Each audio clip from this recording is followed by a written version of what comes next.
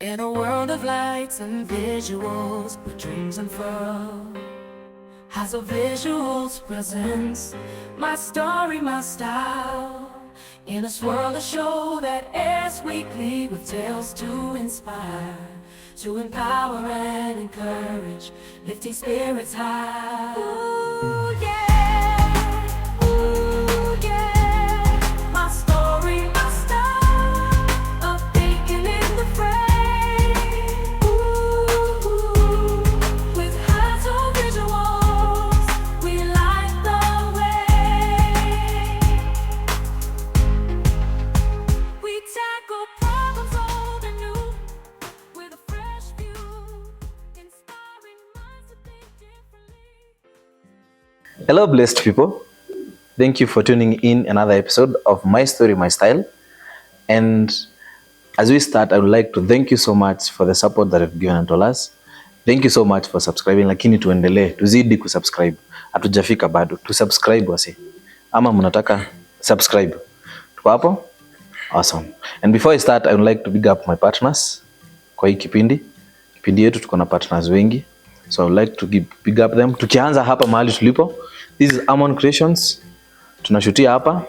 And then we have Ray Media, another studio in Meru. We have King Visuals, our director wa muziki. We have Siki Creations, ako na studio pale Meru pia yeye.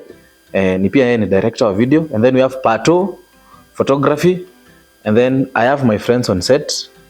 Mudmax hapa, editor wetu mkubwa siku hizi wa vipindi. And then I have another editor, Mwangi Arts. Thank you so much, man. Big up. So tuanze kipindi leo. So today I bring a very young gentleman, a go-getter. Let me call him that way. And see, instead of nimu introduce to, si wacha ajiintroduce, tusikie story yake. Si sawa sawa? Keep locked. Mhesh, naam, karibu sana. Asante. Ukoaje? Niko salama. Thanks for having me. Karibu sana. Nashukuru sana. Tunaona umedunga kasuti nakwambia. That like it's one of my favorite dress code. Ni kazi. So you know in the parliament the only dress code is you dress in a suit, complete suit. Complete suit. Complete suit with a tie. So leo imekuwa siku ya kazi. Sina jaribu ama umeweka tai hapa. No, I left it in the car. Karibu sana. Yes, this is my story, my style. We are here to encourage, to inspire, yes, motivate, tuambia watu waache tu kufeel wakiwa down. People come from far and a lot. So introduce yourself. Tuanze hapa watu wakuji. Asante. So my name is KIRIINYA MWENDA. At home they call me Ben because my English name is Benson. Which I tried to drop for some obvious reasons. And one of the reasons is because some of my history teachers influenced me a lot to drop an English name and adopt African names. So okay, I prefer KIRIINYA MWENDA as opposed to that other English name. Oh, that's nice. We even had an argument with one of my Mzungu lecturers back in the campus days, and he was called Collenberg Mario. So he asked me, what's your Christian name? I told him KIRIINYA MWENDA. No, I mean English name. I told him KIRIINYA MWENDA. So we had a little scuffle because he didn't think that KIRIINYA MWENDA can serve both purposes: baptismal name, Christian name, English name, and stuff like that. So, but I've come to love my African name, so I mostly don't use Benson, even for purposes of introduction. But that's the English name I was given. Okay. So KIRIINYA MWENDA was born and raised in a small village called Kimiri in Weuh Ward. Tigania West, now Meru County. I normally say I am locally manufactured but going international because I went to a local public primary school called Kimiri Primary from standard 1, from nursery to standard 8. I think I got 326 marks. That time it would add me a slot at the famous Mwadhene boys. People who studied at Mwadhene boys have a similar entitlement as to those who studied at middle school. But as life would have it, Mungu ni nani? Sote tunapatana town. Yeah, sure, kweli. Tunapambana. So I didn't get it because again financial issues. My parents couldn't afford to take me even to a boarding school. So I went to a nearby village called Kibolene. So there's a school, it's a 4-in-1. It's called Kibolene Mixed Day and Boarding.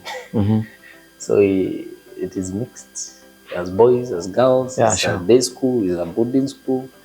I mean, it's a mixture of everything. Everything. Yeah. So it's just a cocktail of a school. Yeah, sure. We call it a cocktail of a school. So I went there. And which year was that? That was in 2010. Yeah. That's when I joined. Yeah. That's when I joined Form 1. So I went through the system from Form 1 to Form 4. But mostly I always want to thank one of my uncles, because back then he was I think the CDF chairman or something for Dr. Kileni Muya. Yeah. So because of the issues that we had, I joined Form 1. 2 terms I was at the scholar. But now my uncle saw the potential and they decided I should, board. Yeah. Then bursary would clear all my school fees as a boarder. Yeah. So Dr. Kilemi Muria, whenever he is, I'm always grateful, because his way of distributing the bursary, there are just too many of beneficiaries back then. So that's how I got into the high school system all the way up. Graciously enough, I got agreed that would add me a slot at the university. Yeah. So I initially had the passion for journalism and mass communication. Yeah. Because even in high school, I was the founder and chair of a journalism club. So we would go and present news. We used to call it Kibolene Broadcasting Services, KBS, Radio KBS. So tungeenda pale and then tunarokota taarifa za habari from different corners of the school. And then on Fridays, that's when we would, bring the news bulletin. Tunasoma taarifa. So basically, that was my passion. And what inspired you ndo ufike hapo ujue I want to be this journalist? Well, my mother, tukiwa shamba, my mom used to love radio presenters. So she always had this dream of one of her children becoming a radio presenter or something. So in a way, because I wanted to maybe please my mom, so I so badly also wanted to become a journalist. So that even when I went to high school, you'd still find me, doing those stuff, za kutafuta taarifa za habari, presenting to students. When there is, AGM meetings and the parents and Nini are there, so you'd find me still, have a presentation kwa watu wote na wageni. So that was initially my passion. Oh, that's so. But I tried a slot. There's this thing a government brought called KUSIPS. KUSIPS. So I tried the UN. I tried MOI and multimedia because I had done my research and I was told those are the best in media. Of course, save for Daystars and stuff like that. But Daystar is for people who have, So I tried a slot for the 3. I didn't get. My second option was political science. I also didn't get that one. And then my third option, I had tried, I think it was economics and statistics. I didn't get a slot. Kuna ile tu unajazanga unasema wacha tu niweke hii Just in case. so that I don't leave as a space. Ama niandike not applicable. So I filled in something called kwa sababu ilikuwa inapelekana na what they used to call ni cluster or something. The cluster points. The cluster points. Exactly. So I filled Bachelor of Science in Biotechnology. Kimchezo tu. That's what I got. So biotechnology is about biology ama ni nini hizo? Wow, it's a wide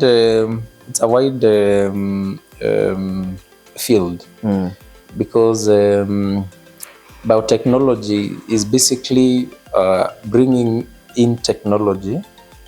It's a bit of technology in biology.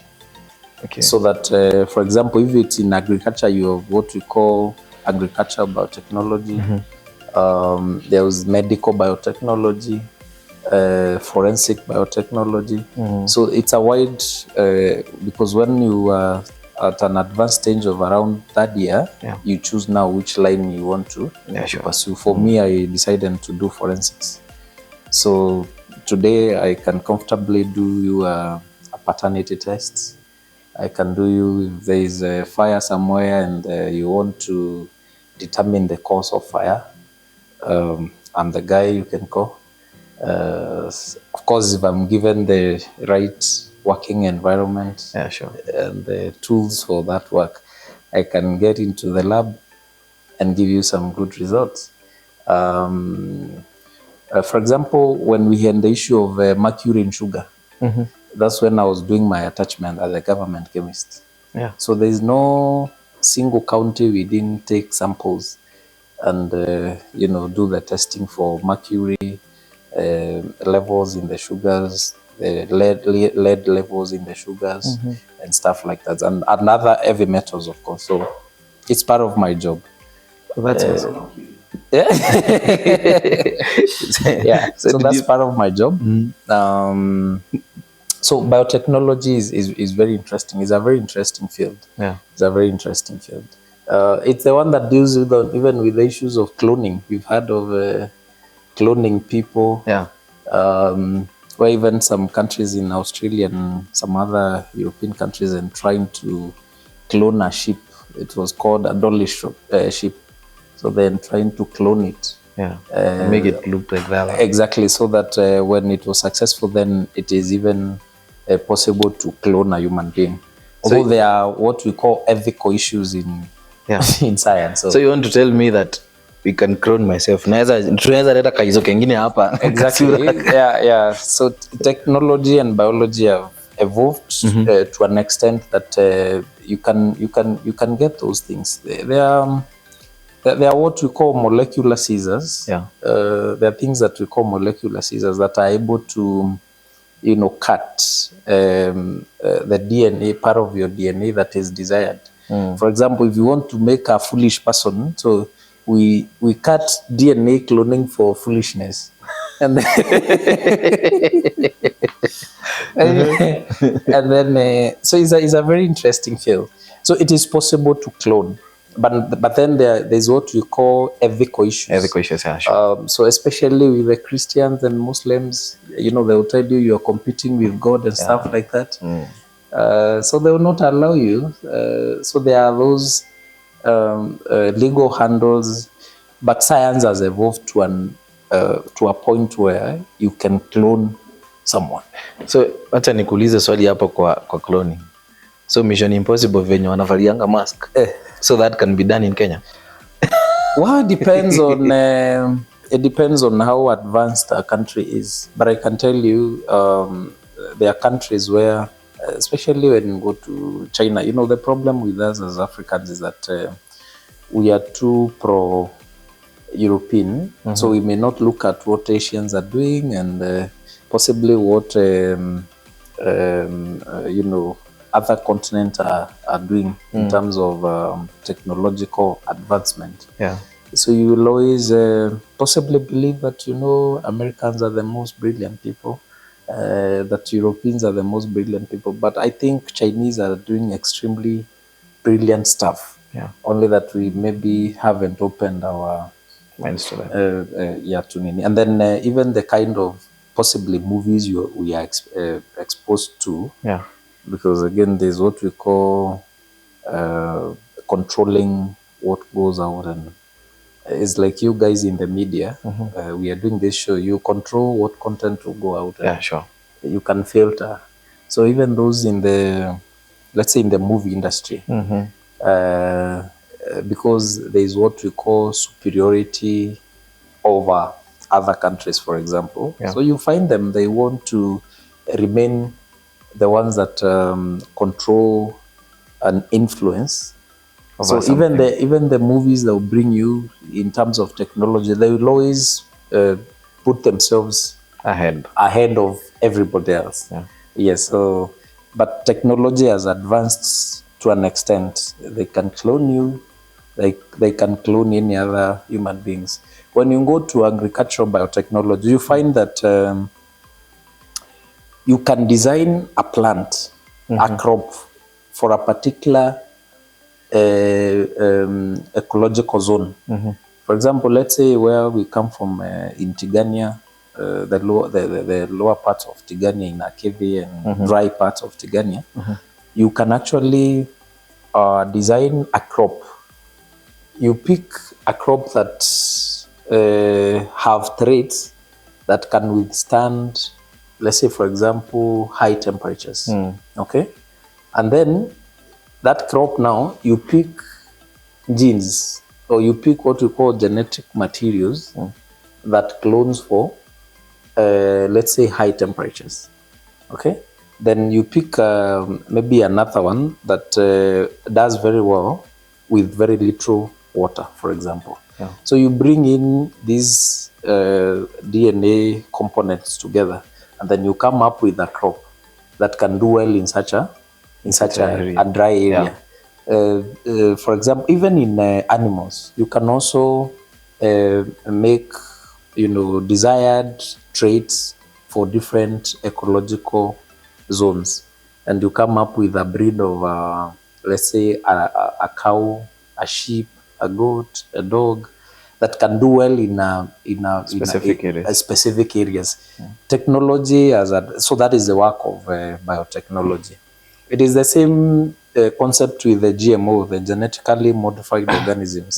This concept was brought in by biotechnologists. They are the ones who have made GMOs possible. So even when you hear all the hulabalus about GMOs, does this and this and that, I can tell you from a professional point of view, there's absolutely nothing wrong with GMOs. There's absolutely nothing. It's just mere politics that happens. And when you ask most of the politicians, they will just blabber explaining some of these concepts. But I can tell you, there's absolutely because if you read the history of GMO, when you go to countries like India, they are overpopulated. There are almost 1.2 billion people. So they had to make a quick fix when there was some drought in India. So they realized people die. So scientists went to the labs and made something called Moto. It was a combination of a potato and a tomato and other components. So they brought it together, and then the maturity period of that tomato was like a month or so. So they made it so that it could be distributed to the population so that people don't die of hunger. And there are no records of anyone having died because they consumed GMO crops and stuff like that. So it's just another political way of avoiding people getting sufficient food in your country or something like that. But from my point of view, being a biotechnologist, is absolutely nothing wrong with GMOs. Oh yes, of course. Yes, of course. I mean, there was that joke that people who consume GMO, watamea matiti even if you're a man. Of course, that's a lie. It's a lie. It's a complete lie. I mean, when you go to US, for example, maybe 60-70% of their meals is not organic. I mean, ni kitu ya GMO. Most of those things are GM foods, you know. Okay. And I don't want to scare people, and I don't want to mention some of these things like spaghetti and Indomies, and they have a component of GMO in it. Only that people don't know that. Sasa watu walipe fees wakuje kufunzwa hii class. Wow. So all the way to campus. So that's what I studied. Yeah. But most importantly, because I actually wanted to change midway. I think for the first 1 month in campus, I didn't attend classes because I was running into how do I change this course, because this is not what I wanted. Yeah. Okay. So how do I, change? I was told there's something called inter-university transfer, and then I was told again, you'll spend a whole year uko nje, so that the next, sasa umeacha watu form 4 wamalize ndio wanipate nje ndio tuingie sasa na wao, so that I can do the course of my choice. I told them I don't think I would that would sit well with me. Then of course I tried, I did my best, I tried, it didn't work. So finally I settled with what is available. Ni kama vile unajua tunaambia wasichana, okay, you are crushing on wewe crush wako ni Lionel Messi, Cristiano Ronaldo, lakini sisi ndio tuko. So it is the same concept. It's the same concept. It is the same concept that you really wanted this, but mimi biotechnology ndio niko. So I settled for it. But then through the system, I was very political. I was so political in campus. Because in the first year, even trying to vie for hall rep, lakini sasa Wajaluo wakakuwa ni wengi kwa hiyo hall, so ikabidi Mjaluo ndo akabeba. So Mhesh, hold a minute. Tusiingia hapa mahali nataka kuingia. Okay. Let me take you back a little. Yes. To know your life. Hiyo yote hadi tuseme, let me take you up to maybe campus, kuingia campus and what have you. Had you any low moment that you like to share? I think most part of my upbringing, up until maybe I completed, okay, let's say up until when I was in Form 3, the whole of that life was low moments for me. Some of us only understood happiness from very different angles. Because from primary, like you hear people talk of spending nights hungry. Yeah. So in my family, we would spend like 3 days a week hungry, for reasons I would disclose. Of course, because there's some respect I hold for my dad. Yeah. So I wouldn't go deeper into those details. But we would spend like 2-3 days in a week, without food. The normal village life, you understand the village life. Yeah. The village life where you go to school in the morning, and then this school is not a setup where you get food during the lunchtime. So there was no food during lunchtime. So you have to travel back home. So from my home to KIRIINYA Primary School is about, let's say, 3-4 kilometers. So you walk like 3-4 kilometers in the morning. Then around 12:40, that's when you run for lunch. So when you run for lunch, you understand ile jiko ya unaweka mawe 3. That's the setup. So ukikuja mchana saa 7, the sign that there is no food, unapata umbo amelala hapo katikati kwa jivu. So kwa jivu hapo katikati. So it's a sign that you guy you just have to go back home to school. There's no lunch. Okay. So you want to go back to school. Unatoka shule? Yes, you run. Sema asubuhi 4 kilometers. unarudi saa 7 4 kilometers. Yes. Unapata hakuna chakula, unarudi tena 4 kilometers. But Na jioni unakuja. What are you supposed to do? What are you supposed to do? And then when you find such scenarios, that's when you thank community, because kwa community sasa kuna mashamba ya watu na hiyo mashamba ya watu iko na ndizi, iko na maembe, mashamba ya watu iko na maembe, iko na nini, so you help yourself, because even God cannot forgive you if you die of hunger na kuna mashamba unapitia huko iko na God will not forgive you, you know. So that's how we would survive. I was not alone, of course. Wafanya nikakumbuka life yangu ya campus. That time there was squatters in the university. Yes. So hatuna kitu. So tunapanda tunakula maembe ya watu, si wako ndani. Yes. Siku moja tumetoka game, tukapitia mahali tukapata chapati zimepikwa. Yes. Tukapita sikupenda kwetu. No, these things happened. I think there are sins that God forgave even without asking for forgiveness, because you are only helping yourself. So that was the life, because no, ukipitia kwa hiyo shamba unakuta kuna maembe and then unajisaidia kidogo.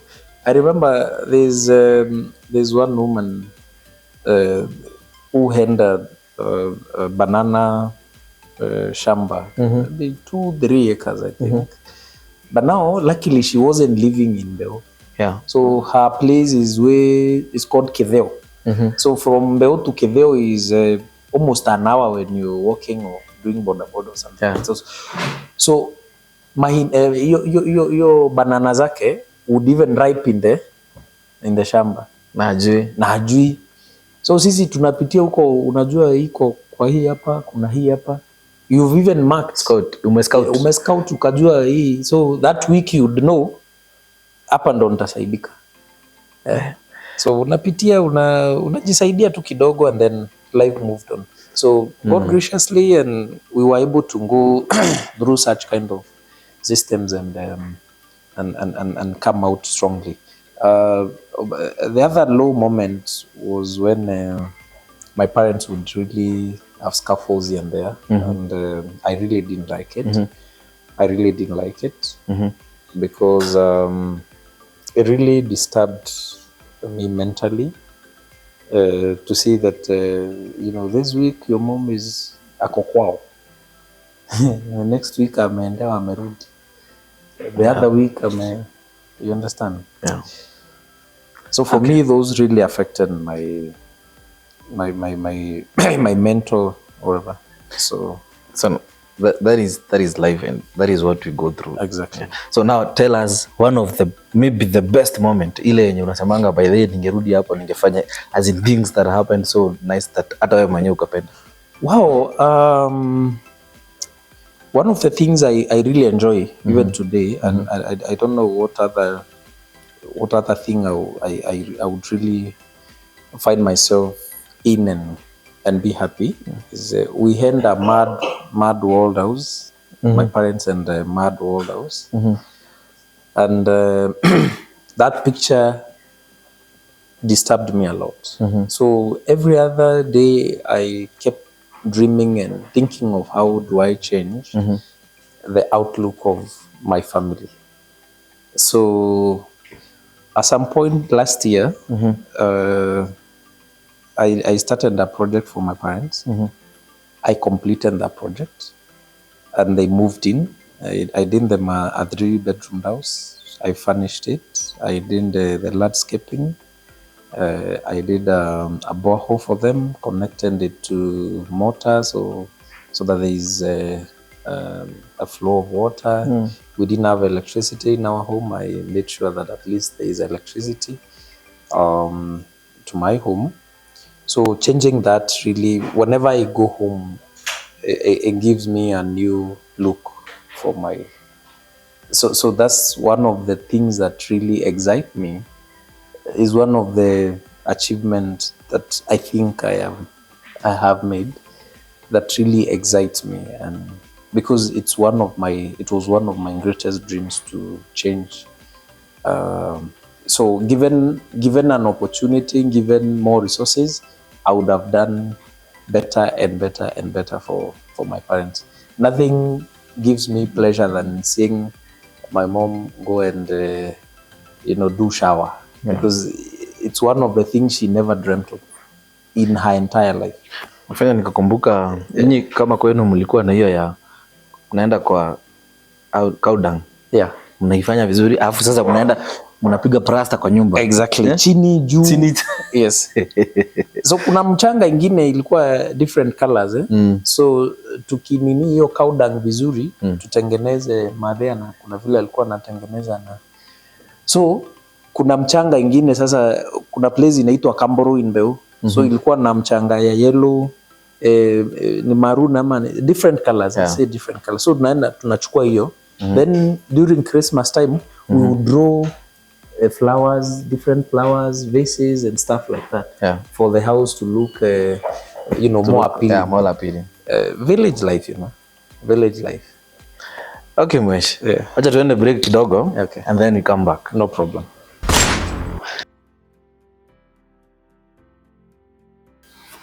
Welcome back, guys. We are still on My Story My Style with anasema anaitwa Mwenda. Kiriinya. Hataki tumuite hiyo jina ingine. Karibu sana Mhesh. Asante. Haya, so sasa tulikuwa hapo kwa family sasa. Yes. So now let us go on now another journey. Kuna journey ulikuwa umeanza, sasa wacha nikurudishe hapo. Yes. Umeniambia ukiwa campus you had that urge ya political. Yes. Nini. So tell us now, let's start the journey there. Wow, I think my political journey must have started way back when I was, I think was in standard 4 or thereabout. When there was the Chungwa and the Ndizi campaign. Yeah. My father is a staunch follower and supporter of Raila Odinga. So, Muti ya baba. So I think in a way influenced me to also like the man. So there was that time there's a market called Kagaene in our area. Is our nearest market from the village. So I think that time there was a campaign ya orange ya katiba, walikuwa nakataa ile katiba yenye ilikuwa the proposed constitution. So walikuwa nakataa. So they end I think Rally is running all the way. So Raila and come that time or that day alikuwa na proceed anaenda Mikindori. So he made a stopover at Kagaene market. I think ulikuwa na pesa inapeanwa sasa na vikundi, ile kuna vikundi ya vijana chukueni pesa then kuna pia ya kina mama chukueni wazee. So there was those small kikundis and then would make noise like na sisi vijana, na sisi watoto kwani hatupati kitu. I remember I think there was some small money like around 500. So hapo ndo wakanichagua akasema tupatia Ben. Back then alikuwa anaitwa Ben. Tupatia Ben. So kwa vijana kama 12 hivi 13. So tukakimbia na yetu then tukaenda kugawia huko mbele. So from then I think I found politics so interesting. So the entire campaign period now I would follow people. Nikisikia kuna mwanasiasa fulani ameenda hii market, ameenda hii. Even before I got circumcised, nikiwa kijana mdogo tu I would still follow. Kama ya 2007 I would still follow mahali wani unasikia na I'm enjoying those songs and stuff like that. So I think my love for politics began way back. Because I didn't tell you in high school I was a school captain. So I have the bragging rights, right? I was a school captain. So and it was when I think this guy called Motula Kilonzo or something.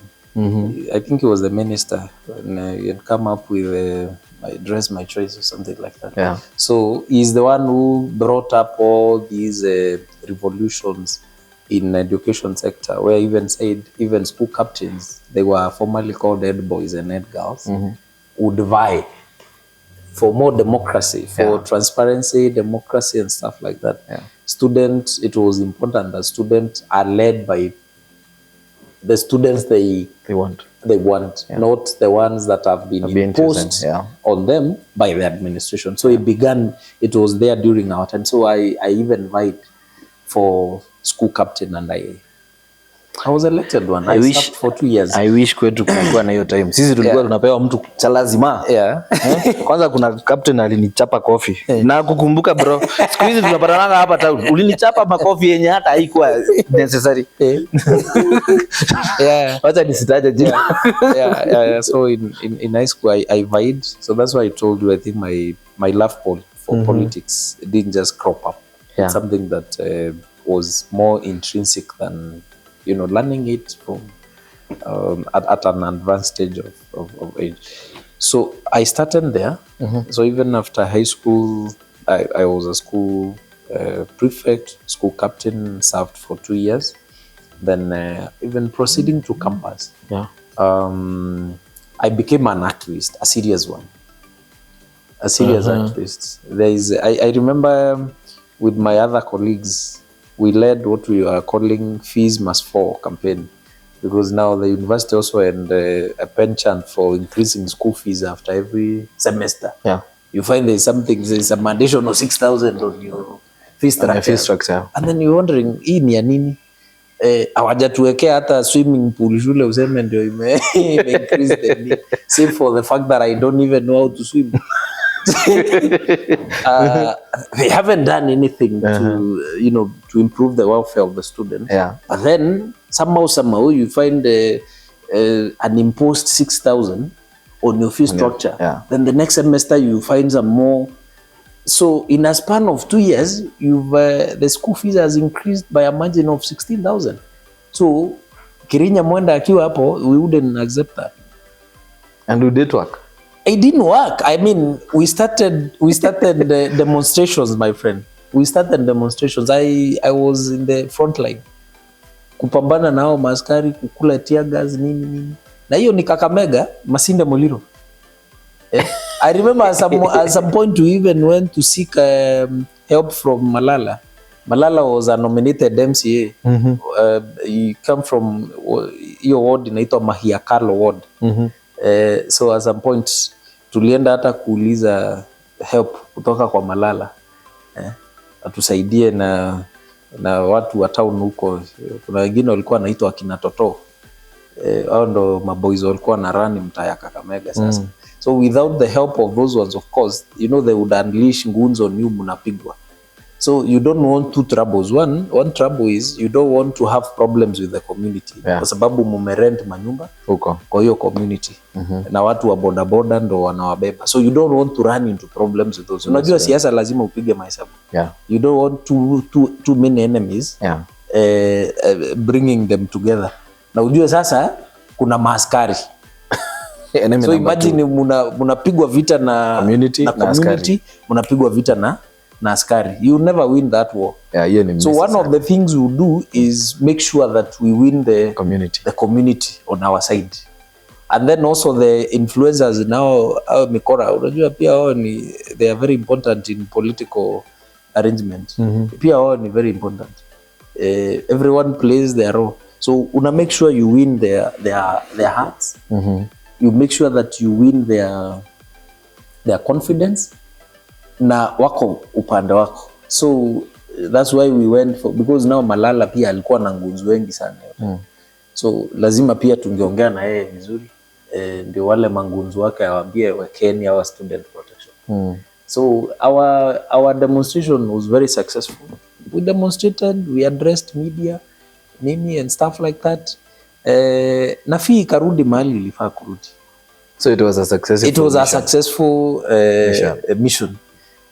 Until, but unfortunately some of the leaders of the Fees Must Fall walipewa some academic days waende nyumbani. Unajua mimi, so I wasn't in the student body, so wenye walikuwa kwa student governing council wale wengi ndo walifukuzwa the student wenyewe hata kama ulikuwa leading au unafukuzwa. The responsibility squarely fell on the student leaders, student leaders, or rather the student governing council. So wengi about 8 of them walienda nyumbani. Last time I checked, when last year tulikuwa devolution conference, nilipatana mmoja anaitwa Kemboi. I think sahi anafanya the office of the governor wa Uasin Gishu. He was the then secretary general of the student organizing student governing council. So at that particular time umewahi jipata wewe umeingia kwa kiti ya student council, your student leadership? Well, I think you know student politics are very tribal in nature. So most of these seats used to be bagged by Luyas and the Luos, and mostly also Kisis, because there were high number of Kisis in there. So I never got a chance because the first shot I made, it didn't go through.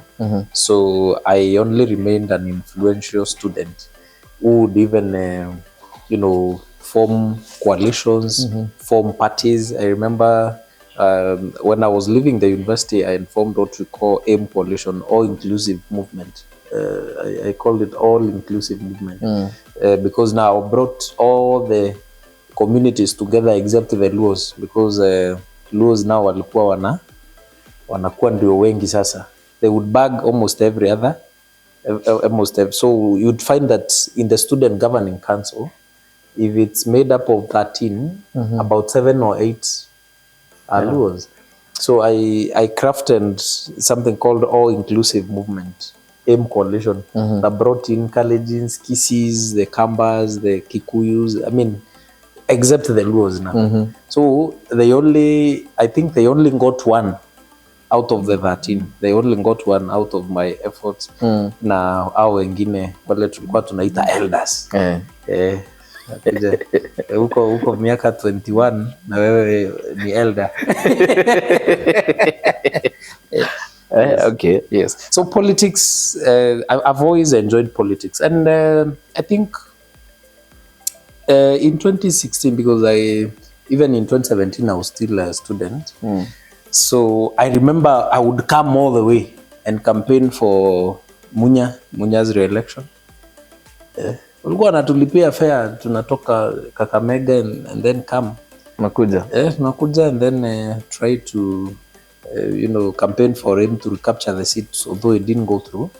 I also remember I featured prominently in the campaigns for the Tigani West Member of Parliament, Dr. Motunga. So I would also still travel all the way. I am part of the team that made his strategic plan for 10 years. That was in 2018 after he won. I would still travel all the way. Nakuja, tunapiga nini. One of the most scariest things I did when I was still a student, ni hiyo ya maandamano. Ni hiyo ya maandamano, because tulikuwa tunashikwa, mnaachiliwa, those mnarudikwa ndani kidogo hata kama ni 3 hours, because you are believed to be the ones that are behind there. After kama 3 hours mnatolewa tena.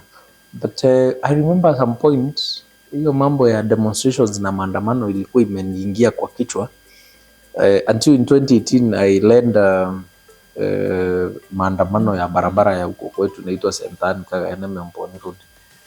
So hawa majamaa wa Uruto wamekuja, wameweka ubao hapo, wame launch barabara. But 4 or 5 years down the line nothing is happening.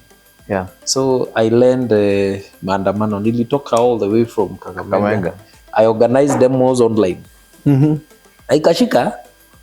Ikashika, watu walitokea, because even radio stations would announce that kuna maandamano, and then those frantic calls of situation iko namna gani kwa ground, watu wamefika nini. So it was very successful with the other young people from my area. The ones that were in the university. So tulijiungana na nini, and then we made sure that watu wamejitokeza. Tulifunga barabara for like 4 hours. Hiyo ya Meru Mekindori. 4 good hours. Tukapigwa tear gas na kumbuka nilitoroka mimi nilirudi Kakamega through hii route ya Nanyuki. So my mom was scared. My mom was so scared. Hell. I mean like aliambiwa mtoto wako tunamtafuta. Mwambie awache ama we'll deal with him. So mom was like crying like can't you stop politics? Si wachane na siasa. Achana nayo. That was her reaction. Yes, like wachana na hii vitu utauliwa. Kwani after all kwani unasomea siasa huko shule ama unasoma vitu tofauti? Na kama niyo siasa unasomea wachana nayo. Utauliwa. So all along mom was against you being in the political. She has always been, even now. I mean even now she's scared about me always. My mom's adrenaline always rushes because I'm in politics. Always, even now, like so I just that's how you pray for me. Hiyo ndo tunakutuma wachana na hiyo. Na akiona matunda? I mean she doesn't care, you know. My life is in danger always. According to my mom, my life is always in danger, so she's always scared. Okay. Mom, pole sana. So now let us go here now. Yes. Sasa umemaliza campus. Yes. Yeah. So now what happened now after campus? After campus now, I did my graduation party at home, and then I had now to think. You know, I have a crazy cousin called Mugomi the Ankolu. Mugomi, you know, told me it's very unfortunate that you are born a man. Yeah, he told me it's so unfortunate you are born a man. Reason being? Because a man is responsibilities. Now, where you're headed now, you love a family, you love a wife, you love children. If you are fertile, that's what he told me. Lazima angeka hiyo tu hapo. If you are fertile, you love children. So you love to have a roof over their head. Yeah. Okay. And then he told me, unajua wewe mwanaume hawezi wekwa na mwanamke. So wewe ndio unafaa uweke, because it's against the culture of Africans, mwanaume kuwekwa na mwanamke. Yeah. So wewe ndo being the man and the head of the family, you can't be the head when you're being provided for by a woman. So you have to look. So you have to really be tough and look for money and work hard and stuff like that. Yeah. So because he's a guy who put me through university. He mostly paid my university fees, and also gave me stipends here and there. Although I was also selling revision book materials for primary school and exams even. Kuna zile zilikuwa zinaitwa Jesma, Predictor, Signal. So mimi nilikuwa naenda nanunua hizo and then nauzia shule za primary za Kakamega. So possibly one exam would get you about 10 bob. Yeah. Faida. So ukiuzia shule mingi hapa unakuta hata unapata shule moja inakuachia 14,000. Una shule depending on the population inakuachia hata 20,000. So that's how I would survive in the campus. Yeah. So after kumaliza, because mostly I would come and spend at Mugomi's in Nairobi. So after kumaliza na kugraduate, he told me, you know, now you're a man. So it's unfortunate you are born a man. The only reason why I was doing all these things is because I wanted you to finish school. Now you're finished. So you have to figure out how to survive in Nairobi or any other town. You go. So I'll release you to the world. Kufuatilia. Exactly. So after my party, which was in December, so I traveled. I have a sister who lives in Kilifi. So which year was that? That was in 2018, because I graduated in 2018 December. Yeah. So the same 2018 now, December, I think on 27th or 28th, Imani coach, Mombasa. Yeah. So I went, nilikuwa nataka environment ya kufikiria what I can do. Ukaenda Kilifi? Nikaenda Mtwapa kwanza. Starehe ama kufikiria? Kufikiria mwanzo boss. Unajua kwa sherehe kuna ile pesa inatole yangu kidogo. So I had some almost 80,000 imebaki. So kijana ako na pesa. I went to, Okay. kijana ako na pesa, so nikaenda huko. I had to sit down and think what the next course of action. Yeah. So when there, I stayed with my sis, and then I remember there was a guy called Weuh. Tulifanya naye biotechnology. So I went and talked to him. Ni wa Bamburi, so I went to visit him in Bamburi. He told me, hey bro, mimi tayari hata nishapata internship bana. Wapi? Akaniambia amepata internship kule Kemri ya Kilifi. Something called Welcome Trust. Yeah. Kaambia bana, mimi sina form bana. Si uongee na rada.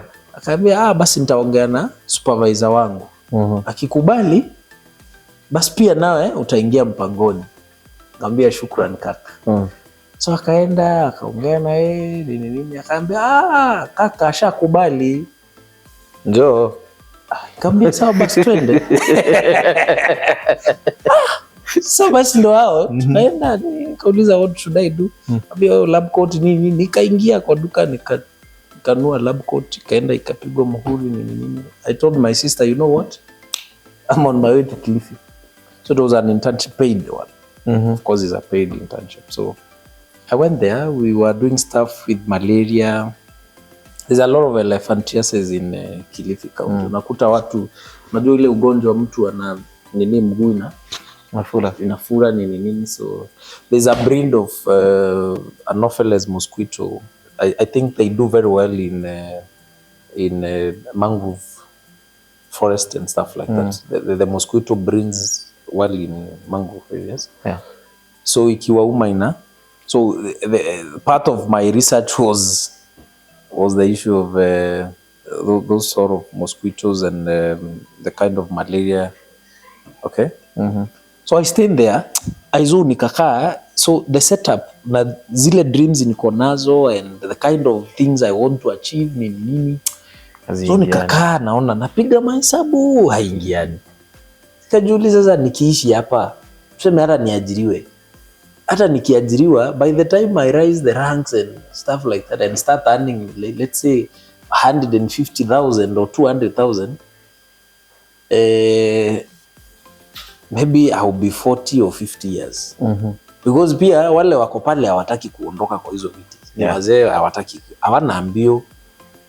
Unaona tu. Umetulia tu. So even sijui uende the next job group, I'll be 50. Yeah.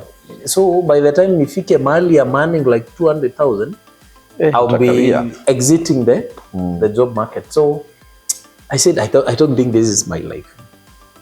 So one morning I call my guy and tell him, hey bro, mimi nadhani nitatoka mimi. Hii maisha ya kushinda na lab coat na mask na nini. That time hata corona iko imekuja. But you see now we in the science whatever, lazima unavaa mask na. So I left my lab coat. I told him, buya sirudi mimi baba. And when was that? No, that is 2019. Yes, 2019 around July. That's when I left. Like 6-7 months. Yes, after like 6 months, I told I don't think this is the kind of life I would want to. Yeah. So I thought about business. So I told my sister, I think I have some small money. What can I do? So kuna duka ilikuwa mahali. Mtu alikuwa na Iran akaifunga. So wakaongea na yeye, I took over the shop. Ilikuwa hadi na shelves na kila kitu na nini. So nikakuwa mwenye duka. So wait a minute. Mshahara yako ya kwanza ukiwa internship ilikuwa pesa ngapi? They were paying us 15 Gs. So that is now the first salary that you ever get? Yes, that's the first salary I ever got. Ukatoka sasa ukaingia sasa with the money I had saved plus unakumbuka nikiwa ile 80 nilikuwa ile 80, so ilikuwa nimekula maybe kabaki kama 60 nikaweka. So na hiyo ingine plus I think my sis also gave me some money on top. Nikafungua ile duka sasa. That is in Mtwapa, a place called Maweni, Mtwapa. So ilikuwa duka ya? Ilikuwa tu duka ya sukari, mikate, unga wa ngano, unga wa ugali, unga wa normal stuff na ile mafuta walikuwa wanasema ni mafuta ya uto. So unanunua na mtungi then unaanza kupima. So nilikakuwa mwenye duka. Akakuwa mwenye duka pale, nikapiga hiyo. Sasa unajua ilikuwa inaleta faida dogo sana, sababu kama chumvi, unajua wewe kuuza chumvi ndio utajirike, labda ukuu unauza I don't know. Chumvi inakuwa profit ya pesa ngapi? 2 bob. 2 bob. Yes. So lazima uuze kilo ngapi ndio upate hiyo pesa? Hii ni pesa. Kilo ama tons bana. You need to sell in tons. Okay. So most of the things unaonanga kwa shop, you must respect those guys. Ile kitu labda inakuachia faida nyingi sana ni 10 bob ikienda 12. So imagine kuokota hizo 2 bob, 3 bob, 5 bob, 8 bob. Unajua kama airtime shilingi moja. Harakati za miokoto. Airtime bana. Airtime. Airtime. Kuuza airtime inakuachia kama 1 bob. 1 bob. 1 bob. I had an idea. Unaweza kuniuliza 1 bob. I had an idea. 1 bob. So how many do you have to sell ndio utajirike ununue gari kwa mfano? If you ever want to buy a car. Okay?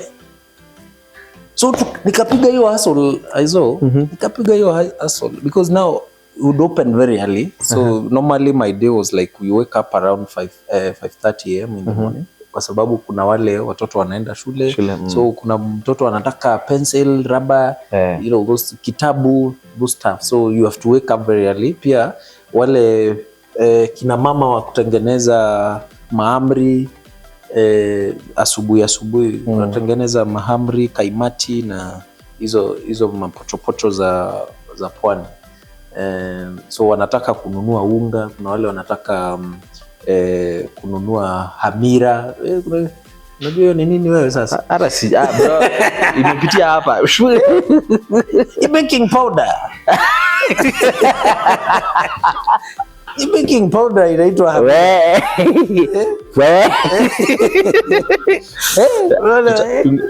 Tungeambia mtanashati atufunze hizi lugha.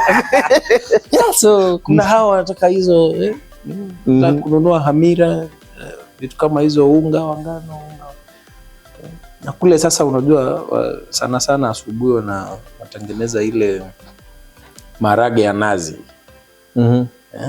Patoh anapenda hizo maharage ya nazi, unajua hiyo ni mzuri sana kwa wanaume. So wanatengeneza hiyo maharage ya nazi nini. So wanataka unga wa kupika chapati asubuhi, mafuta. So asubuhi normally ulikuwa unauza sana. So you'd sell a lot. Your sales, ukichelewa kurauka ile asubuhi, by 6 uko ushafungua duka nini, utangoja tena jioni. Kwa sababu mchana hapa katikati wale watu wametulia baba. Hawana mbio, hawana haraka ya maisha, pole pole tu. So katikati hapo unaweza hata funga wana au ulalelale kwa sababu hakuna watu wana nini. So nikaona pia haitengenezi hela sana. So I decided wale watu wanapenda Muguka sana. So nilikuwa na supplier wa Muguka. So hii biashara ilianza for how long? Because I started around July 2019. And 2020 nilikuwa nimeshatoka. So haikumaliza 1 year. And I will tell you why. Corona came. COVID came. Now that is when huku mwisho ya 2019. Yeah. That's when Corona now. Yeah. COVID-19. Ilianza huko sana. Exactly. So hiyo nayo ni kwa sababu ya wazungu nini. Yeah. So mostly even the lockdowns when they started huko coast. So in the beginning of 2020, so the issues of Corona now zikaanza kushika. So there were no sufficient supply of goods. Yeah. Unakuta kama wale watu wa unga wa dola hawaletei vile walikuwa wanaleta. Na wakileta pia bei imepanda. So kulikuwa na Wasomali wako na duka, you know, there are neighboring shops around there. So wewe umestruggle upate sukari, ndio imekuja unauza na 120, lakini ule Msomali anauza na 90. Shida. So unga wa ngano kwa mfano unauza tuseme 130. Unakuta ule Msomali anauza na 100. Na wewe kama customer wewe unataka unga na bei nafuu. And So utaenda wapi? Obvious kwa mia. Reason ni kwa nini? Kwani walikuwa wapata yao wapi? Mimi sijui. So when you try to ask these people, si hata wewe sasa ujiulize Isili, kwani wao utoa nguo wapi? Watu wa Islim mnatoa nguo wapi? Why do they get their clothes? Because they are cheap. You know, these people should tell us actually wanapata vitu zao wapi, because their things, their goods are way cheaper than the usual nini. Sasa hiyo sasa ndio hiyo sasa, labda ni bidhaa gushi. But you see, nimenunua simu hapa. It was way like hiyo time ilikuwa marketplace ilikuwa 100,000. Yes. Nilinunua 60. Yes. That is our watu for you. So when flood market, my brother, waka flood market, prices zao ziko huku down huku. So wale customers wanataka hawa kwa sababu sasa wao wako na bei nafuu. Sasa wasikia kwa duka ya Abdalla sukari 90. Kwa duka ya Beni sukari ni 120. Sasa unaona kila mtu anaenda kwa duka ya Abdalla sasa. Sasa unashinda huyu Abdalla. Ukienda uulize Abdalla, bro, unatoa wapi vitu zako? Si unionyeshe hataki. So duka pia sasa nikaona is doing very badly. So January nikasukuma, the shop was doing very badly.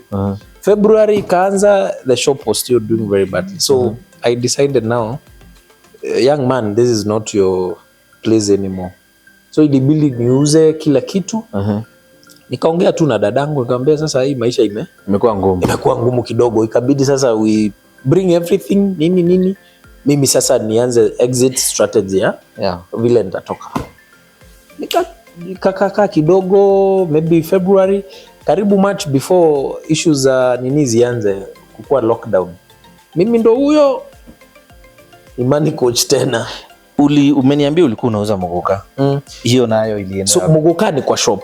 Hapo ukiwa shop hapo. Yes, because now Muguka would give you a bigger margin of profit as opposed to hizi vitu za nina ilikuwa inaenda haraka. Unajua Muguka huko Kilifi, Mombasa, Malindi, wapi so ulikuwa unatoa nyumbani sana hadi warembo huko ndo wanashikisha na Muguka. So ulikuwa unatoa nyumbani huko? Hapana, kulikuwa na Wameru kulikuwa na watu wanaleta. So una organize na mwenye analeta mtu hapa town.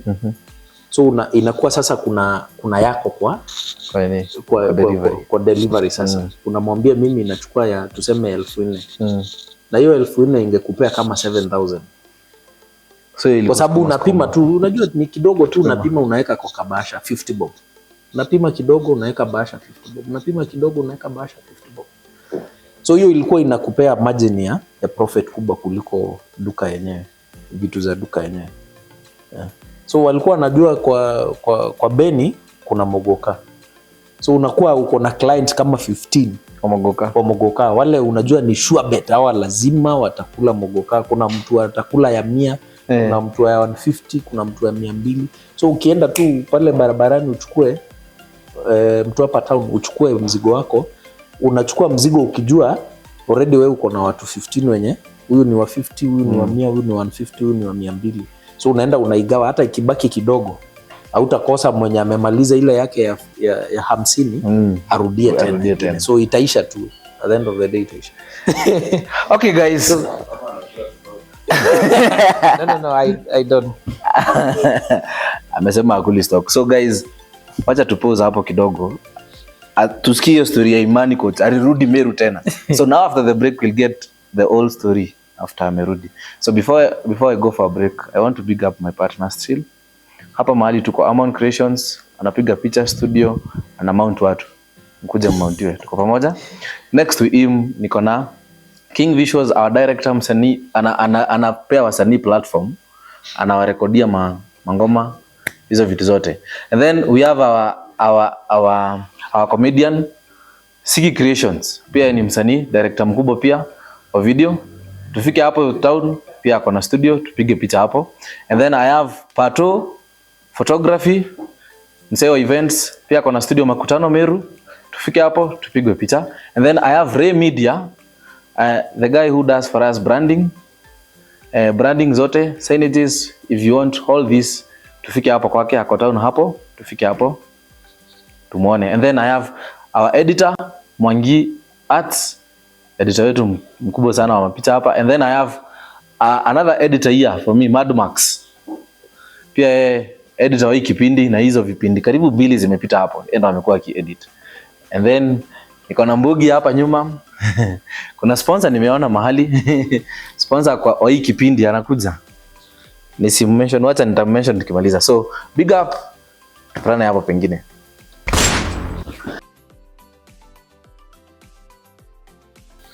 Welcome back guys. So tuko kwa My Story My Style with KIRIINYA MWENDA. Karibu sana Mhesh. Nashukuru bana. So sasa tulikuwa hapa mahali umepanda bus sasa. Imani coach. Nikarudi Meru. That was around 2020 March, the beginning of March. I think the lockdowns and all started, but there were hints that there would be lockdowns. So I ran before. So when I ran before that, I think I didn't go straight home. And a girlfriend who was doing some stuff at Moya. So I made a stop over at Moya, nikakaa hapo kidogo. Yaani wala wa Moya unashikishwa Moya unasema wacha nikuje driver akutafuta kukosa. Yeah, so I stayed there for like few days. I think almost 6 days or so. Then I came all the way home now. Yeah. Remember, I only have a few coins after nimeuza ile duka na vitu zenye zilikuwa ndani nikachomoka, so I had a few coins to last me a few days. So when I came, there was a sister of mine who was living at Ngodone. So nikaenda huko because I didn't want to stay at home. Home. I remember I told you how the situation was at home. So remember huyu ni mtu ameenda Nairobi campus, ni so umezoea stima nini, and then all of a sudden urudi home hakuna stima, hakuna. So that is not the kind of life I would have wanted to live. So I had to somehow look for somewhere kuna stima nini, yani life isishuke sana hata kama mambo ni mabaya. So I went to Godone, and then issues are lockdown zikaanza sasa kutajwa hadi mashule zikafungwa. So there were no more schools. So I met one of my classmates called Boni. So Boni alikuwa anafunza shule ingine inaitwa Vinya Inende. So Boni decided to accommodate me. Kaka na Boni almost the entire 2020. But before even to kind of Boni mpaka hiyo mwaka inini, very interesting stuffs politically started happening, you know, because I was a blogger back then. So nashinda niko tu kwa nyumba nini, so I would really blog a lot. Kiwa tu kwa nini, napiga tu, narusha tu ma missiles za kisiasa huko kwa mitandao nini. And then I specialized kupiga the government of the day. That time ya Kiraito Morungi na Ntochu, the deputy governor back then. So ningeingia tu kwa WhatsApp groups. Nilikuwa nimeweka kwa WhatsApp groups mingi. So kazi yangu tu ilikuwa tu kuwapiga vita all over. So ulikuwa umewameet by that time? No, I hadn't met them. I hadn't met them back then. Sikuwa nimekutana na wao. Hatujawahi patana anywhere. Mimi interaction yangu, remember nilikuambia mimi nilikuwa mtu wa Munya. So there was that historical mentality ya sisi tulishindwa na so it was injustice that tulishindwa na nini. So I hated both their political ideology and stuff like that. So niko na mimi pia ni mtu wa Raila. So the handshake came. Remember I didn't like the Uruto guys. But now with the handshake now, you see baba ako kwa serikali. So mimi nilikuwa na support handshake. So my missiles zenye zilikuwa narusha, so there are guys who are watching. So luckily someone called me around May 2020. Bado tu nakaa tu na Boni. Napiga tu siasa zangu huko mitandaoni. So someone calls me and hey, I think someone has identified you, tutakuongelesha, endelea na moyo huo. So me too, Did you know, because it was passion. No, I didn't know that guy. It was just pure passion. So tukaendelea, I think still on 31st of May, I think the same guy called. He's called James Masharia. He calls me, hey Kirinya, how are you? Fine, thank you. You remember someone and called you beginning of the month? Yes. I think a decision has been made that we will incorporate you to a team. But someone else will call you for more details. Nikamwambia no problem. So on 1st of June, ilikuwa inaitwa Madaraka Day. Someone called, a female voice comes in and I was like, hello, hey Kirinya, good morning. Good morning. My name is Pauline Njoroge. I think you've heard of Pauline Njoroge. My name is Pauline Njoroge. I lead a team inaitangwa presidential digital team. So tumeona kazi yako, so we wanted bloggers across the country. So hatuna bloggers were made, and I think we've identified you as one of the people akona content. So tutakuweka kwa group fulani, hapo ndo utakuwa unatoa nini? Content yenye tuna run every day. Na tutakuwa tunakununulia bundles ya 20,000 a month. A month. Uko sure chenye unasema wewe? And then she said, yes, we are serious about this. So kuna kwa group tutakuweka. Na hiyo content tunataka uanzie kuirun from, ukiweka kwa hiyo group ile content itakuja wewe fanya nini? Wewe sukuma. Si ni 1st of June. After ali drop hiyo call, nikaona nini ya kujoin link ya kujoin group. Nikajoin ile group. So I'm new, hakuna watu najua huko. So mimi nikusonga tu na nikasonga na content on 27th of the same June. Confirmed. Mimi nilikuwa na watch, nilikuwa narudia ile nini ya Prison Break. Nilikuwa na watch hapo tu, naendelea kina Scofield, Michael Scofield na nini. Nikaona simu 20,000 imeingia. So I thought this is a prank. Nikasema hebu nitoe mbili tuone kama zitatoka, tuone kama ni ukweli. Hata wakirivazi reverse. So again, it was true. But enyewe niko kwa job sasa ya online. So uko online, no interviews, no nothing. Just calls. I mean, people just saw what I was doing online for Facebook na nini, and then they liked the way I would spin things. You know, kwa siasa you must know the language, okay, and how to spin. If I want to paint you as a devil, I must know how to make you a devil in writing, both in print and verbatim. I must know how to make you a devil. I must have the language. I must have the vocabulary. How do I describe you and convince people that Hyzoh is a devil? Na haufai, wewe hauwezi, hautoshi, haufai. So you must find that. So I think one way or the other, I had the way to spin things. And that spinning, I think, is what they liked. So nikaingizwa kwa presidential digital team. So for the sitting president? No, Uhuru Kenyatta. See, we are talking about 2020. Now I'm saying for the sitting president. Exactly. So our major work was president akienda kufungua miradi huko, picha zinachukuliwa. There's a photographer called Danito Kinyajui. I don't know whether you've heard that guy. Dan Kinyajui. So pia yeye alikuwa part of that team. So he's mostly the one who would share the photos and stuff like that. So tulikuwa team kubwa until at some point, and then mkubwa wetu sasa alikuwa Kibicho. Karanja Kibicho.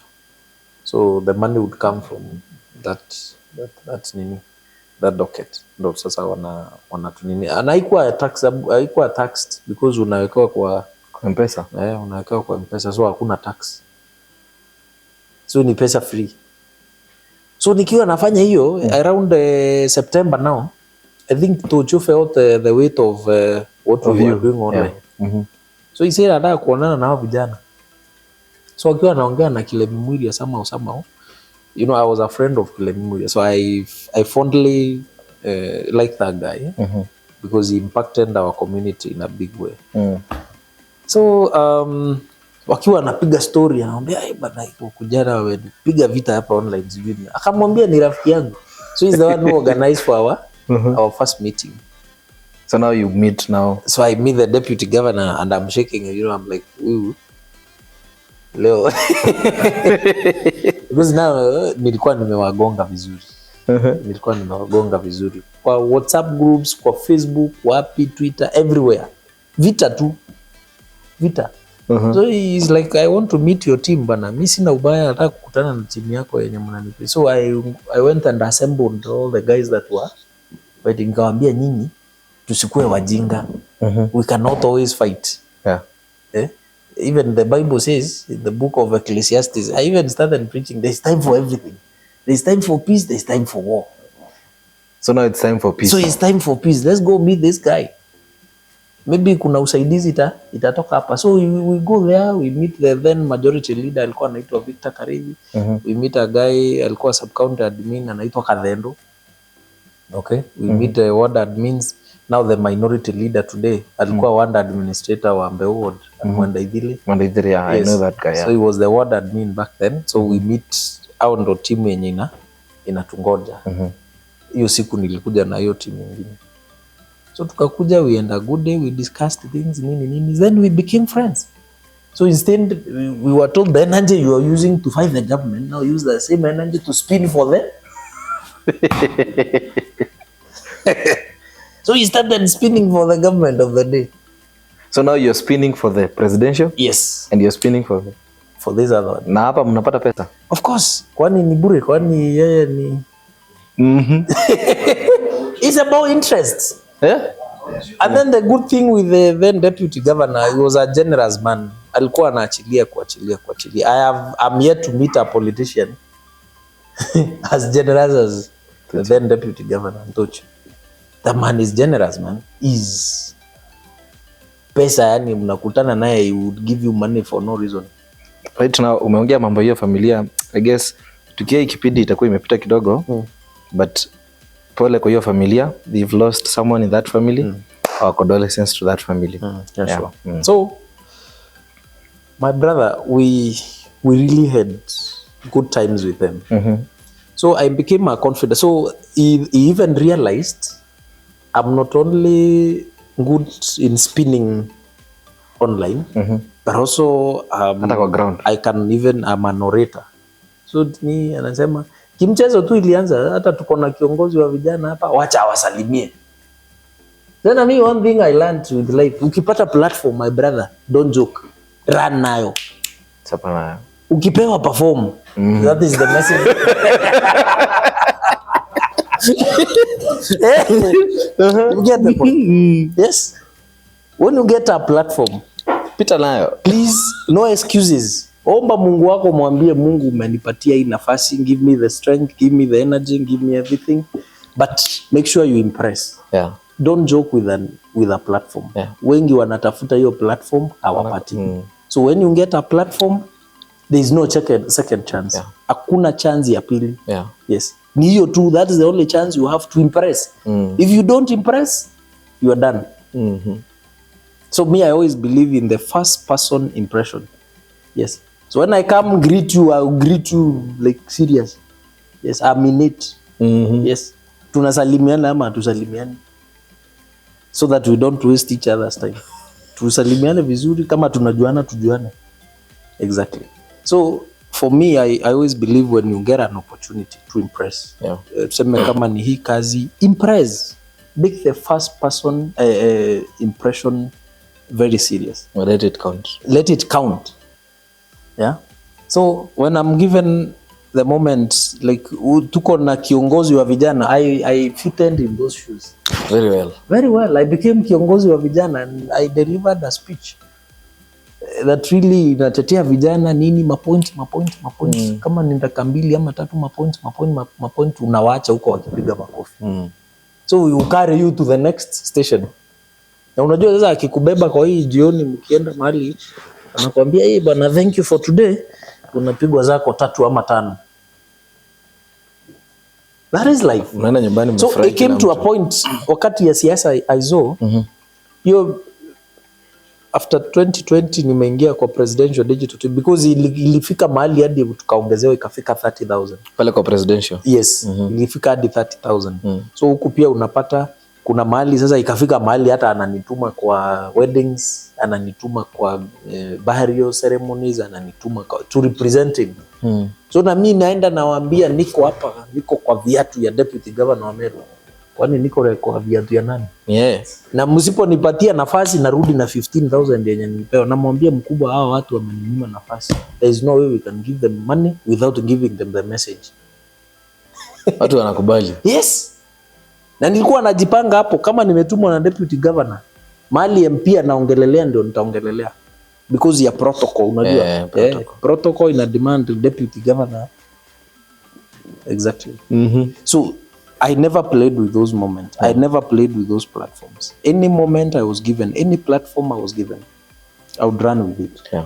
No jokes, no wasting time. Because hapa you want to impress and get an opportunity out of it. Yeah.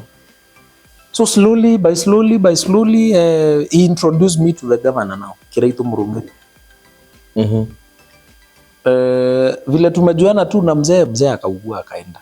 Kaka. Then there was this time alikuwa anarudi job. So tumeorganize vijana na kina Mavu Mzito au wengine tukaribishe nani? Governor ametoka, at least amepona corona na nini, amerudi job. So still again nikapatiwa nafasi. Eti mimi ndo nitaongea on behalf of the youths. Bro, nilirun nayo. Ulikimbia? Yes. Nilitoa speech ya like 1 minute 48 seconds. I still remember. But unagonga punchlines because the first punchline was we welcome you and we are happy umerudi. But here are the things for the young people to work with you. We need a few things from you. One, that you form a political party. So there was the claim for Meru to have a political party. You form a political party. We don't know the name of that political party. So I praised him, nilimwambia, there is no any other person in this country who is more experienced than you when it comes to matters political parties. The only person who can rival you is Raila Amolo Odinga. The rest comes below you. So we are sending you, Governor, to form a political party ya Wameru. Na hiyo political party ukileta kazi ya kupopularize, tuachie sisi vijana ndo tuko na hiyo energy ya kuingia mashinani to popularize the party. The guy was like, he's nodding, I think this guy makes sense. Number 2, niwaambia this government, young people make up 60 to 70% of the population. So if we are to support you as young people of Meru, then we need to sit down and agree that kwa hiyo serikali inakuja, there must be a CEC, waziri, akiwa kijana to represent the interest of the youths. Chief officer lazima akuwe ni kijana to represent the interest of the youths. Nikapiga punchline zangu kama 3 nikaachia hapo. So from there it was to Joe, I need to meet that young man. Nikaitwa Heritage. Na nikakaa chini. You are very interesting young man. Kaambia thank you sir. Unajua sasa hiyo lazima saa mingi. Thank you sir. Akili kichwani of course. So unaenda nini? Naambia mambo sir. Vitu yote nini. So ikakaa mahali akaniambia I think you have a very interesting issue about forming a political party. Let me consult others who will decide. So tukakaa, maybe after like 2 months, he called me, like we exchanged contact. So mimi I would go on radio, Geto FM, wapi, Meru FM, huko Nairobi. So nikipiga show inakuwa recorded, natumio hizo clips. So I would forward. So namforwardia ajibu. Naenda napiga ingine until hiyo mzee akona madharau sana. Naenda namsifu hiyo yote namtumia WhatsApp na hata aniambia asante. Siku na ile hata mtu anakuwekea hata kale ka emoji ka hivi. Ka like. Mzee aweki. So I almost got discouraged. Kaimoji. So ikafika mahali and then he called me akaniambia, you know, I've been listening to your radio shows and I think you make a lot of sense. I think you're good on radio. Now he calls you. Yes, he told me I think you're good on radio. So he called me ananipatia topics of discussion. Ambia, hii sasa ukienda ongelelea hii. Wewe wacha kuongea mambo. Unaongea vitu mingi, unachika. Wacha hiyo. Ambia wewe shika topic moja, discuss, maliza. Ndio watu waweze kuelewa message. So namwambia it's okay, your excellency. So ananipatia topic, ambia enda elezea watu why it is important to have their own political party. Political party, unajua za hiyo ananifunza, ananiambia waambie political party is a vehicle that carries people to the table yenye keki na kuliwa. So without that, you cannot go and negotiate as an individual. So point number 2 is that a political party is a tool for negotiation. Unaona ananipea mapoints na mapoints. Na mimi nikitoka I am the wise one. So mimi narusha mapoint and you think ni mimi. Wapi? Ni wisdom ya mzee. Nakuja nawaambia and then anaambia very good. Na ukuja tena. So let me ask you, yes. Mwesh. So hii time yote yeye anakuambia kuna kitu kako hapa. Of course, kwani utaenda unajua sasa ukienda kwa radio pia yule presenter amekuita lazima umwachie kitu. So mzee alikuwa anajua hiyo. So okay. Yes. So tukaendelea hivyo. So I was so much on radio. So you remember there was a Mlima radio and TV. Yeah. So unajua ilikuwa yao. So I had unlimited access to Mlima TV and radio. So I had unlimited access anytime I needed. Kama ni asubuhi ningepigia tu akina Karim yule Meru, akina Mato, okay? Akina Deno, kuna Houston Kadhurima, na wakumbuka wote. So I would just make a call. Mzee anataka kuna message anataka nipea. Hata kama hakuna, of course I want to appear on TV. It was a very exciting to appear. So unaambia kesho asubuhi sawa. Nakimbia huko. Nenda napiga. Then finally the political party came. So ikatengenezewa structures. Kuna ya structure ya women, kuna ya youth. Youth leader ni nani? The one and only. So I fitted. Kwa kiti ya youth. Sasa hiyo I have a substantive position ya youth leader wa vijana kwa chama ya bus. So nikaingia hapo sasa. Na hata niko gazetted nini hiyo, sasa kila kitu iko sawa. So niko kwa vitabu ya chama na nini. So tukakaa. So vile tulikaa kama 2 months na nini. Then hapa tulikuwa hapa terrace. Party headquarters ilikuwa hapa terrace. Hapa? Yes. So they needed mahali, I mean they needed secretariat. So nikauliza Antocho, sasa wewe si secretariat kwani nini wanaweza fanya siwezi fanya? Na mimi siko busy. Akaniambia yenyewe kuliko tulete mtu mwingine wa nje, wewe kaa hapo. Kaa kwa secretariat. So tukaingia hapo na akina Zedi, there's a guy called Zedi, akina Eric. Akina Eric tukaingia na wao hapo. Hiyo nayo ni job ingine 25,000. Kujitafutia. Yes. So nikiwa secretariat hapo unapiga 25,000, kuna hii 30 hapa. Wewe ya bloggers wa nani pia iko. Presidential iko. So I would count, naona tu ile hustle unapiga tu hapa na pale 1-2. Unapiga almost ukiadi inakuja almost 8 in a month. Na hakuna mahali umeajiriwa permanent. Ni hiyo tu ya unabambanya hapa na ni harakati ya maokoto. Na nini. But now again those things were demanding. Because now uko secretariat, chama ndo mna popularize, mnaenda materials kupeana nini, unafaa blog. Ndio pia hiyo nao usichome huko. So tukajikaza nini. Unajua mimi nilikuwa nikuwe waziri wa vijana. Nakumbuka nikimwambia lazima kukuwe na CC wa kurepresent interest za. Yeah. Unafikiria ni wewe nilikuwa natafutia hiyo kazi? I wasn't lobbying it for you. Unajitafutia? Of course. Yes. So the most convenient person wa hiyo kiti ni nani? Na ashajitokeza, ako hapa. Onyesha ako hapa. So ikafika mahali I was told hii itakuwa competitive sana.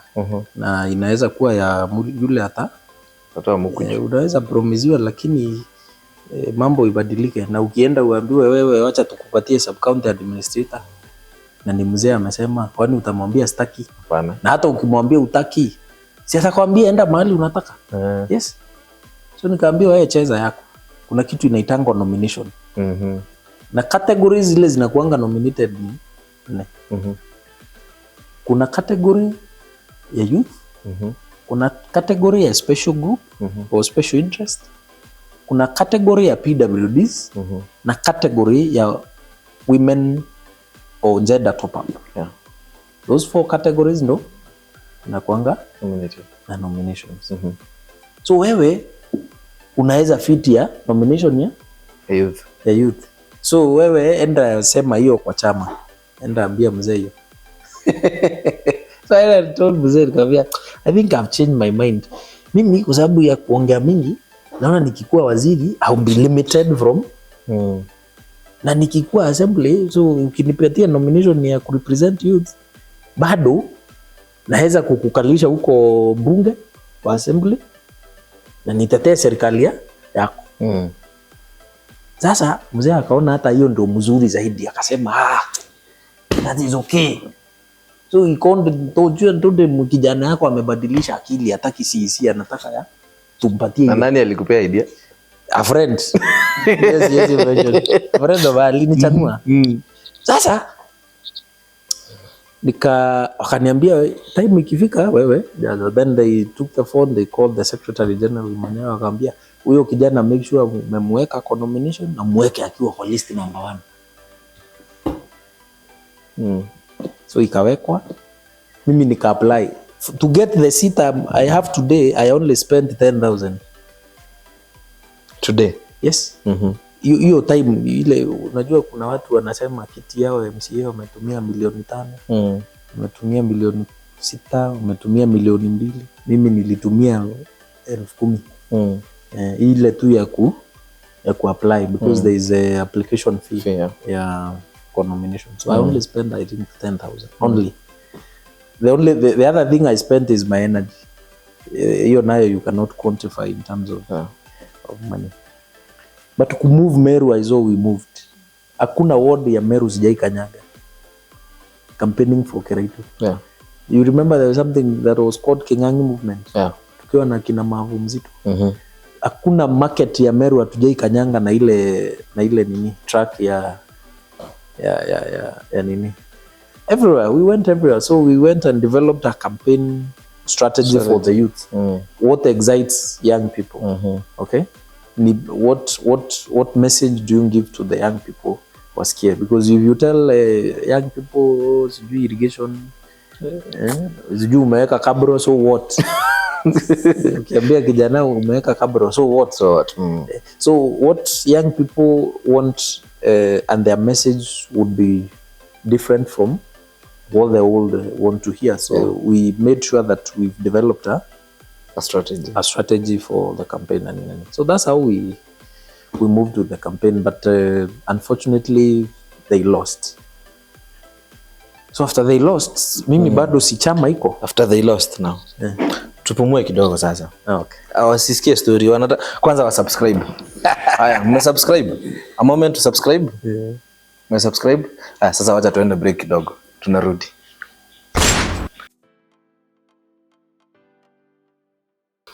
Welcome back guys. This is my story, my style with Mhesh. Wacha tusikie story yake. Tuendelee Mhesh. Yeah, so after we lost, of course, it was a very low moment for us all in the team because we had put so much energy in the campaign and didn't bear the fruits that we anticipated. So we felt bad, of course, but so in those low moments, I remember that time I stayed in the house for 6 good days without stepping out. So ingekuwa tu na mtu wa boda, unampigia unamwambia enda hapo Kinoru Gardens, nichukulie chicken soup na mokimo na nini, leta. Unashuka tu unashuka chini kidogo, unaenda unachukua unarudi. But this is 2020 elections. Yes. 22. Yeah, because it was a very low moment for all of us. It was a low moment. I mean, it was unbelievable. So then issues started. It was low moment because even the list mahali nilikuwa nimewekwa, now some people now wanted even to tamper with it, wanitoe kwa list number 1. Wajiweke ndio sasa nisikue nominated. So they tried it, but then luckily the rules for the IEBC were very categorical. That if you were gazetted, because there was a gazettement on Standard newspaper of 27th July 2022 that had gazetted all the people that had been nominated. So there's no way anyone would have changed that. So nikaponea hiyo ya kwanza. So tukangoja. You know, that list came out when Ruto was being sworn in. People had traveled to Nairobi. Waende Kasarani for the inauguration ceremony. So that night, I think it was on 9th of September 2022. Hiyo list ilitolewa na IEBC usiku. Usiku ya Meru. Usiku kitu 9 ndo napigiwa na jamaa anaitwa Jimna. He told me, hey mheshimiwa, congratulations bana. Namuuliza unaongea nini? Ambia wewe bana, anza kuprepare suti. You are already an honorable member. Nikamuuliza how? Kaniambia si nini list ya IEBC imetoka imesambaa kila mahali. Nikamuuliza I haven't seen it. Ananiambia acha nikuforwardia. By the time mimi ananiforwardia nione, the phone was like ringing. My friends were calling left, right and center, telling, hey, congratulations. Ukiitika hii, by the time uitike hii ingine, they are telling me, bro, proud of you, happy for you, nini. Hizo, like, I answered phone calls mpaka almost 11:30, aziachi kulia. Ndo nikaingia sasa nikaona yenyewe, imekuwa successful. So I was very happy. Even also the whole low moments, August yote na nini. So I thank God that at least so nikungoja tu. So nikaanza kuuliza, so what next? Nini tukaambiwa you have to wait. Siku ya swearing nini itatangazwa mtaambiwa. But then sasa tukaitwa sasa, tukapigiwa simu tukaambiwa kuna kitu inaitwa orientation, siku ya swearing in, this is how you dress, this is how you behave. Unaweza leta guest wawili wakuje kwa public gallery. So mimi nikaenda nikapewa bag mzima imeandikwa County Assembly of Meru. Iko na County Government Acts, iko na kitu inaitwa Standing Orders, iko na PFM Acts, iko na Constitution of Kenya, iko na Bible. Yani like unapewa sasa vitu una nini na ID imeandikwa Honorable KIRIINYA MWENDA. I looked at them. Hiyo akaka kwa ID hata nilikapiga hiyo simu picha nikaeka FB. Konako? Bado iko, kwani akatafuta tukaeke hapa. So nikachukua imeandikwa Honorable KIRIINYA MWENDA. I think ilipata almost 1000 comments. People were like, wow. The ambulance way, wow. Wow, congratulations, wow. So, kaka hivyo, so, I don't know, mahali Makarina alitoka, akaenda kotini. Ukizaliwa mwanaume mashida tu inakuwa lamanga hii dunia. Makarina akaenda koti akasema hawa watu wamenominiwa mahali PWD walivawa. Now where does now youth and people with disability come in? Now you see, of course, that's what I'm telling you. Mashida unajua itakufuata tu hata kama utaki. So Makarina went to court. Then Salesio Duraniro also went to court. Over the same thing? Over the same matter. So there were 2 petitions. stopping the swearing in of me, Ken and 2 others. We were 4. So sasa si ni kuanza kupigania haki yenu. Kwani uko na pesa, si ni kuanza kuomba sasa muweke lawyer. So umeenda lawyer wa kwanza amewambia to represent you guys I need 600,000. So each of you is 150,000. So itabidi haujalipo hata mshahara, hata hujakuwa sworn in, remember. You haven't even been sworn in. So ni kutafuta utatoa 150,000 wapi upatiane ndio upiganie kiti. So tukatafuta tukapatia hiyo, ni akaenda akafanya mambo yake. Kesi ni 2 kumbuka, so hiyo ya Salesio ndio ilianza sasa na hiyo 150. So hiyo siku tunakuwa sworn in, ndio koti ina sit at 8, bunge inaanza 10. So if judgment is given by 8:30, court order inaweza kuja na it to stop from being sworn in. My brother, so what did we do? What did we do is delay tactics huko koti.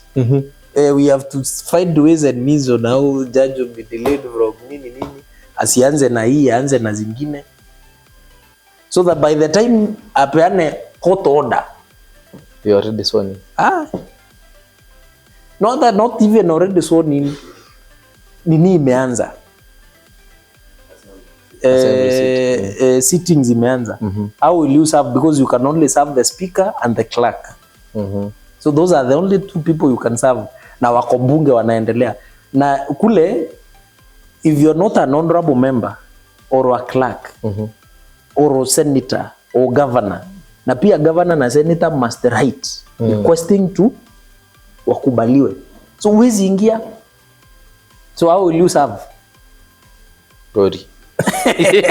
So tukaanza court order ikachelewa, ilitoka by the way. The court order was given to stop us from being sworn in. But now we have already been sworn in, so the orders have been overtaken by time and events.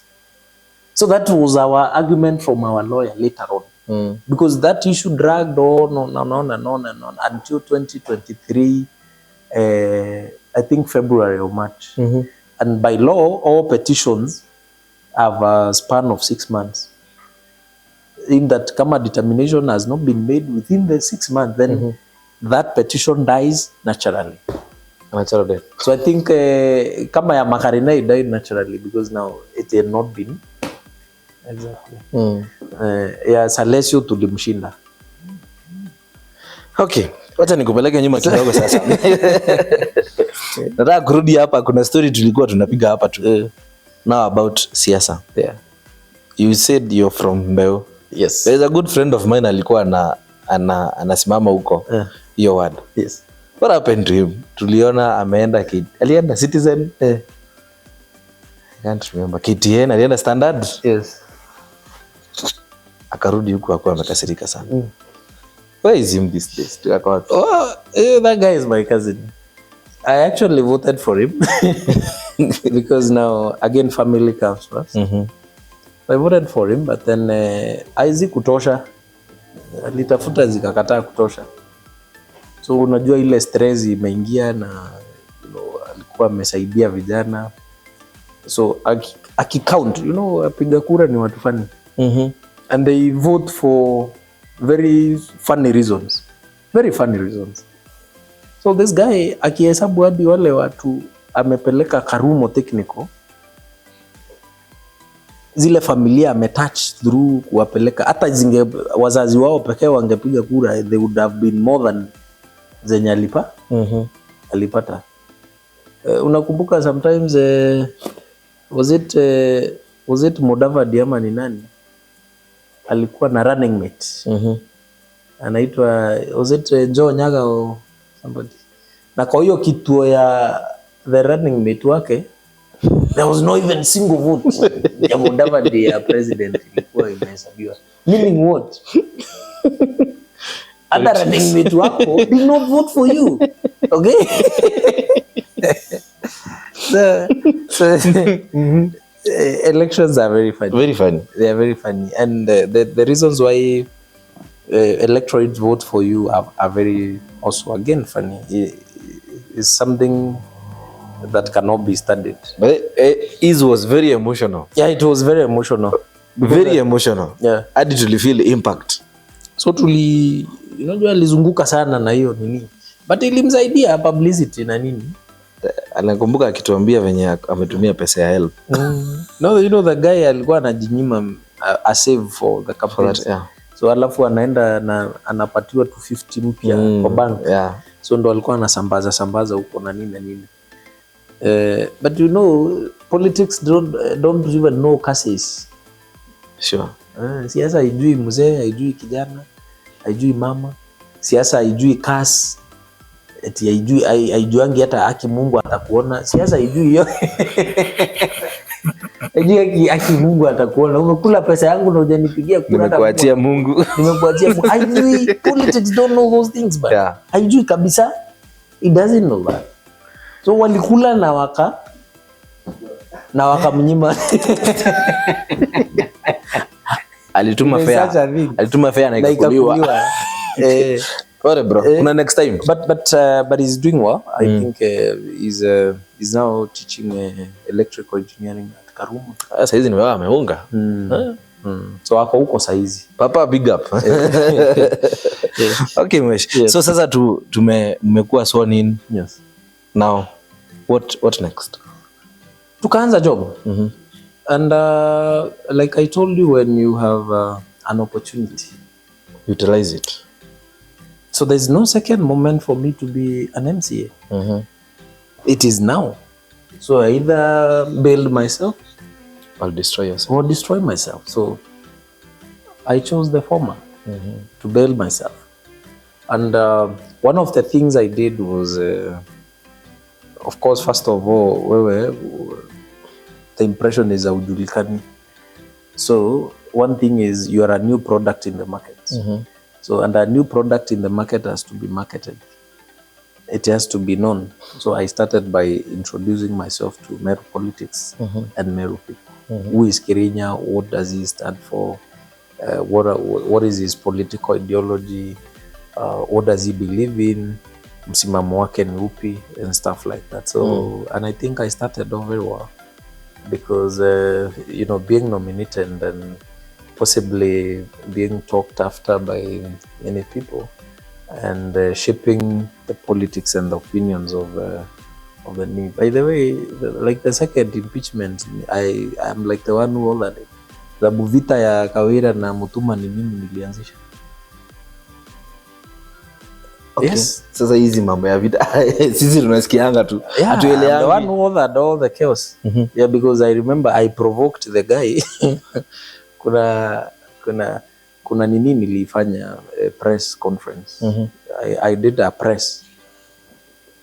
I think there are a number of people who had been sacked. And then others had been arbitrarily transferred from one station to another. Others been demoted. And when you looked at the design, walikuwa watu wanyambeni. Yeah. So I went and did a press. Nikauliza nyinyi, wewe deputy governor wetu wa Meru. You know, siku hata nimeanza kuongea naye. Actually, most of the people wenye unaona tuko marafiki nao kisiasa, mimi nimewalima. Kitu ya kwanza naanzanga na kuwalima, then tunakuwa marafiki na wao. So hata huyu deputy governor alianza na kumulima vizuri. Nikamwambia you are very weak. Wewe watu wa area yako wanatolewa kwa serikali, wengine wanakuwa demoted, wengine wananini. Na umekalisha nini hapo? What are you doing there? Unless you tell us wewe hujawekwa vizuri. Na kama hujawekwa vizuri, toka. Ambia Wameru ukweli kwamba hujawekwa vizuri. Na ukiwaambia pia wewe tutakutetea vile tunatetea Wameru wengine. But stop pretending. You know you are in an abusive marriage. Yako na Kawira is an abusive husband to you. Toka waambia Wameru ukweli. Hayo kitu ilimuuma bro. He called me the following day. Nini unaambia watu? Nikamwambia kwani nimewaambia uongo? Kama kuna kitu nimesema yenye ukubaliani naye ama iko against the law, peleka kotini bana.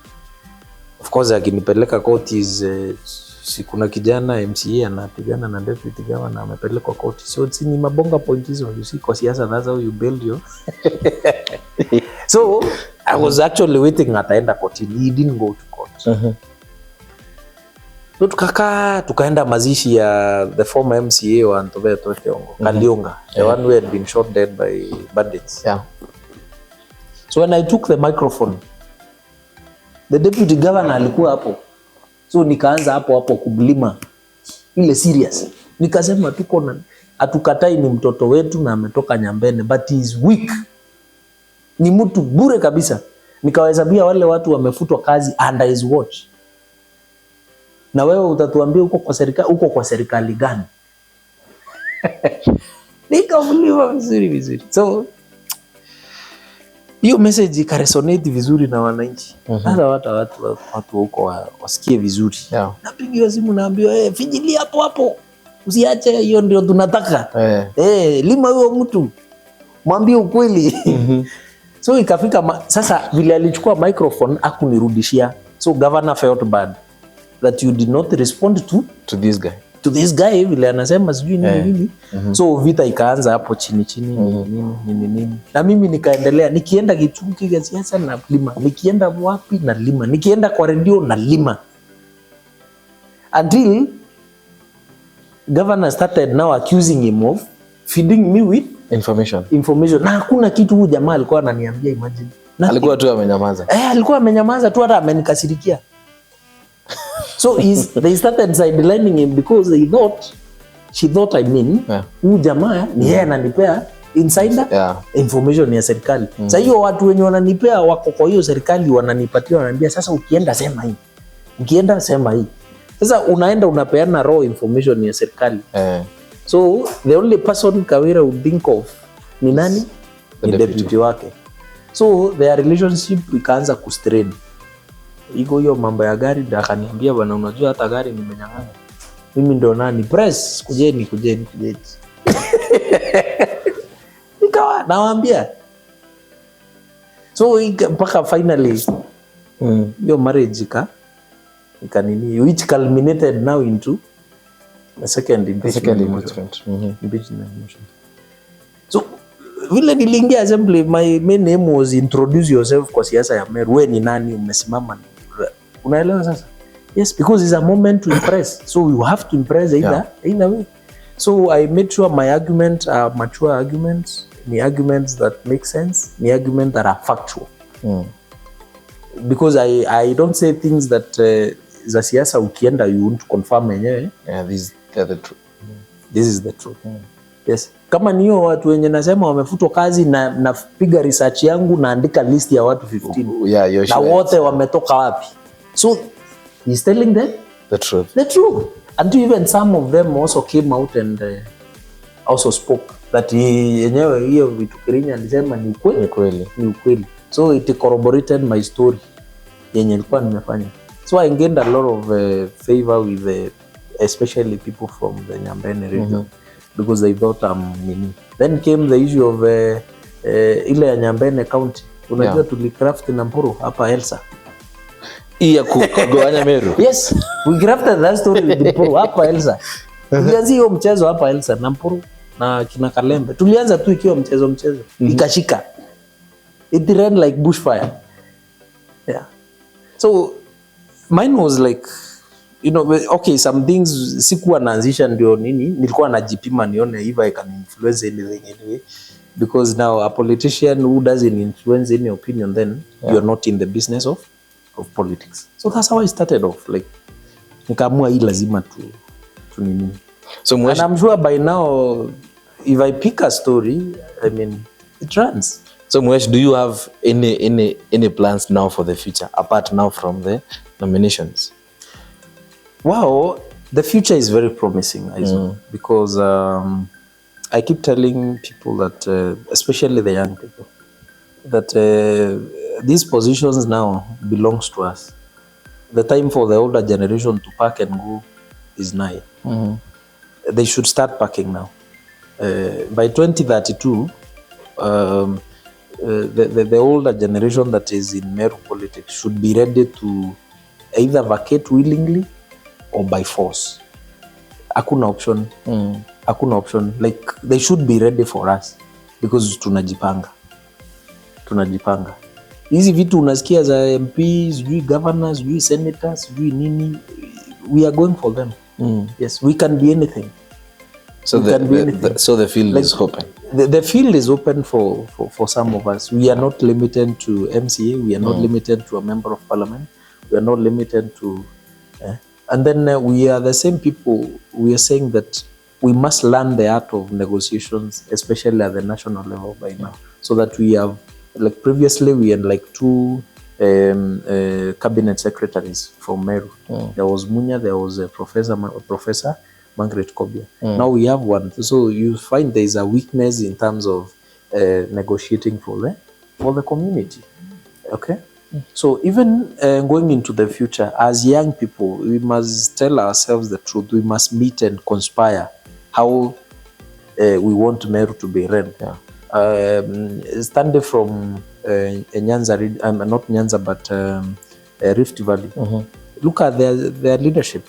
From governor, angalia governor wa Nandi, Sang. Sang is below 40. Their Senator Cheruiyot is below 40. Okay? Go to Elgeyo Marakwet, where Kipchumba Murkomen comes from. Kipchumba is fairly youthful. Okay? Their governor is fairly youthful. Okay? Go to Kericho County. Akina Aaron Cheruiyot, the majority leader of the Senate, where he comes from. He's fairly young man. Okay? Ukiangalia members of parliament, like when you go to a forum, look at the senator for Trans Nzoia County, fairly young man. So the whole of Rift Valley, they have swept clean, the older generation. So 90% of their leadership, from governor to senator to women rep to members of parliament, young people. Come here Central. Angalia Murang'a, akina Kang'ata. Angalia akina Ndindi Nyoro. Akina Kimani Ichung'wah. Okay? So now it's the high time. So the problem is Meru here. Ndio tumeachwa na hii upuzi. It's the high time now for Meru to do something. Kujipanga bro. We must plan ourselves and we must conspire as young people where we want our affairs to be, how we want our affairs to be run. So we must, as young people now, craft a strategy and make sure that we get the leadership into the hands of young people. Because young people means energy. Young people means passion. So once you decide to do anything as a young person, you do it with passion. Okay? You do it with motivation. The older people have seen it all. So what motivation will... I don't want to mention names, but they have no motivation. Okay? But for you, because you have a long career journey, you want to prove a point. Okay? Because you want to prove a point, you will deliver. Utaperform. Lazima. But yule, there is no point they want to. Ashachoka tayari. Number 2, they don't have to prove a point to anyone. Okay? So they don't care whether things and systems run or they don't run. It's none of their business. But for you as a young person, because you want another one, utaka kupewa tena. So ile ulipewa kwanza utaperform. Lazima utaperform. Ndio review zako zikuwe mzuri. Upate ingine. So basically for young people like us, I think the future is really promising. There's a lot of hope. So we can only hope that we'll keep the passion. We can only hope that God will give us, more energy to do these things. But I mostly speak to the young people. Like, be interested in political matters. It is the politics that will determine utalipa pesa ngapi kama. Okay? It is the politics that will determine ile tax unalipa kwa hii biashara yako. Ni siasa ndio ina determine kama utakuwa hoka ama hautakuwa. Kweli. Na ukikuwa huyo hoka ni hoka mwenye atapata amani ama anafukuzwa bure. Ita determine tax. Watu wa taxi, watu wa different sectors. So why are you not involved in matters governance? And it will affect you whether you like it or not. So I call upon young people of Meru to be involved. To be interested in matters, politics and governance. Yes. Okay, Waku. Tumesikia story. Tunaenda break sasa kidogo. Kuna story ingine Mhesh hajatupea. Tukipiga hako kakona karauda hapo. Tu subscribe. Tumepiga? Basi. Tuende breaks.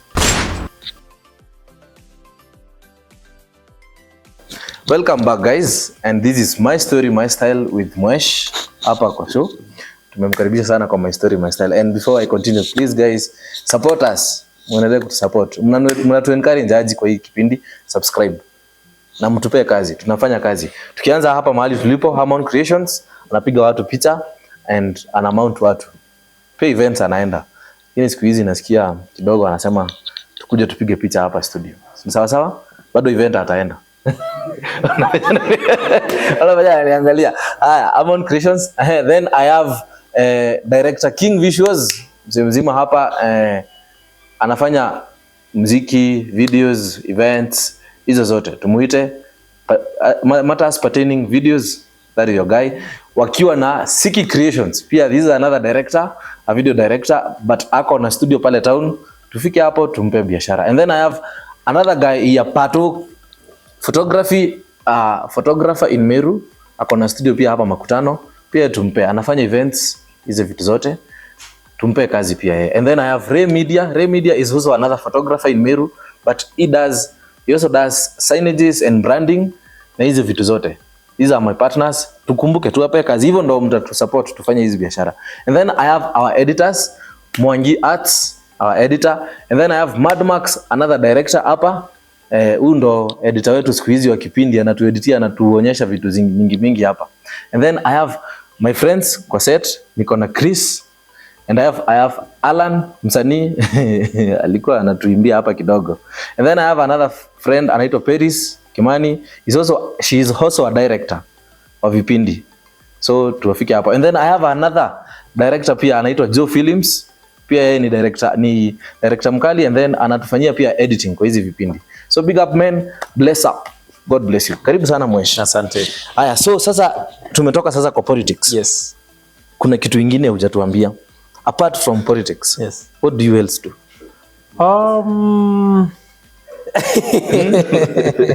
I do a lot of things. Because again, you know, politics, you cannot do it full time. So you need also to impact the society. So as part of I have a responsibility also to impact the community in one way or the other. So in that field now, I am the director for Poshmark College. It's a fairly young college in Meru, where we offer technical skills courses. Courses like there's a department of cosmetology where we train nail technicians, where we train people on doing massage, where we train people on what we call manicure and pedicure, what we call beauty therapy also. It is part of cosmetology. Then kuna barbering, there is hairdressing. So that's one department called cosmetology. There's also a department on fashion and design, so where we train people on making garments, beadwork, artistry and stuff like that.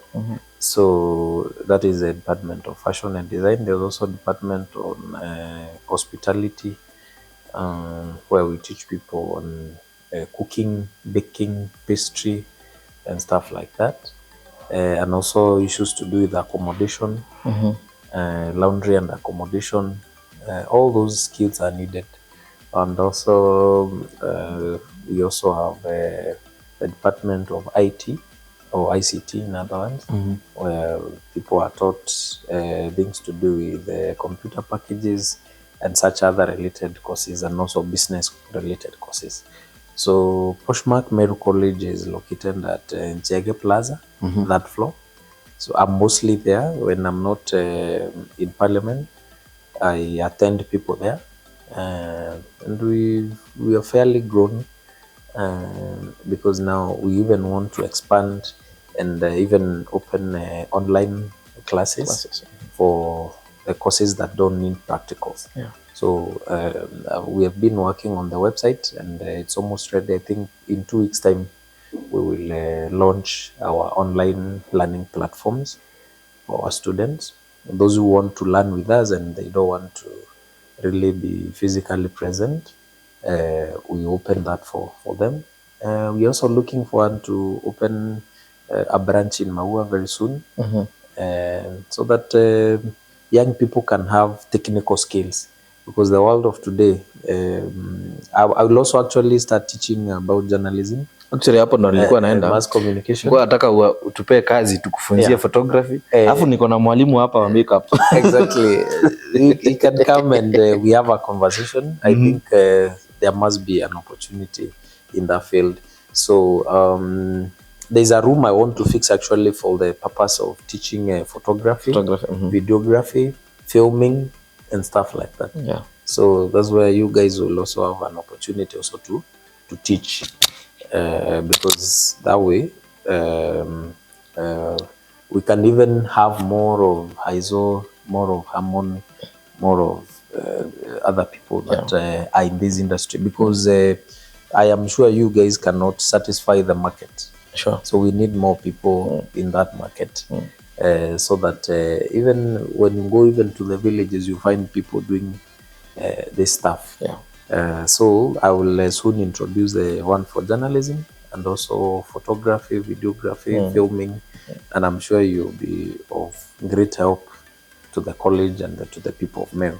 So when I'm not doing a lot of parroting and politicking, now I am the managing director actually for the Poshmark Weuh College. That's nice. And I also welcome you guys also to come and visit us, and especially give ideas on how we can start that department, journalism. Okay. Yeah. So that's what I do. Besides, of course, there are many other small businesses I do here and there, but some are in Nairobi. Yeah. So I mostly go checking once in a while, but mostly right now my focus is mostly on the college, because now college touches more population and more people, and it is more transformative as opposed to those other businesses that really may not be transformative in nature.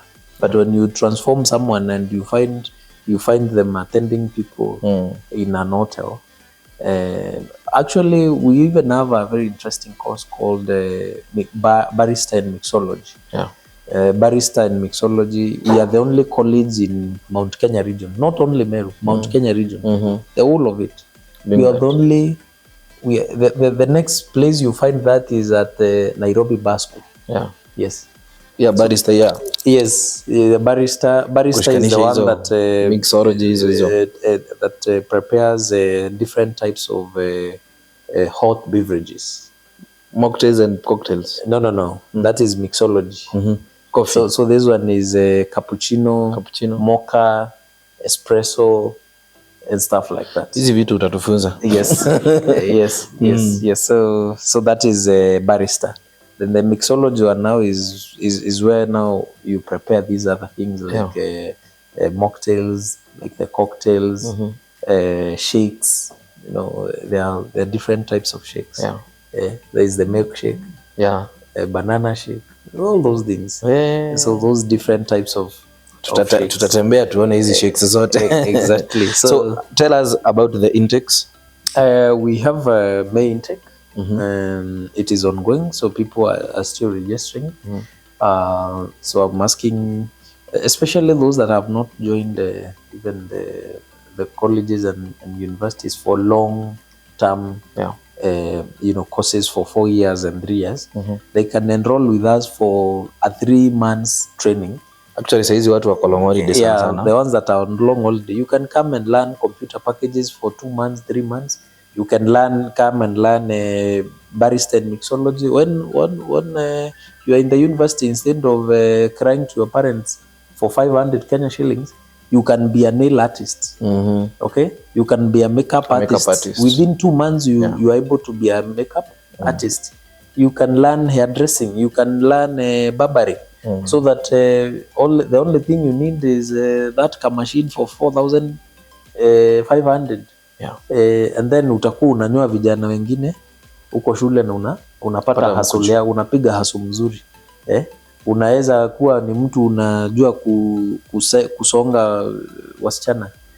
And that is doing very well, especially for the men. I don't know why women are preferring wanaume wenye wanajua kuwasonga.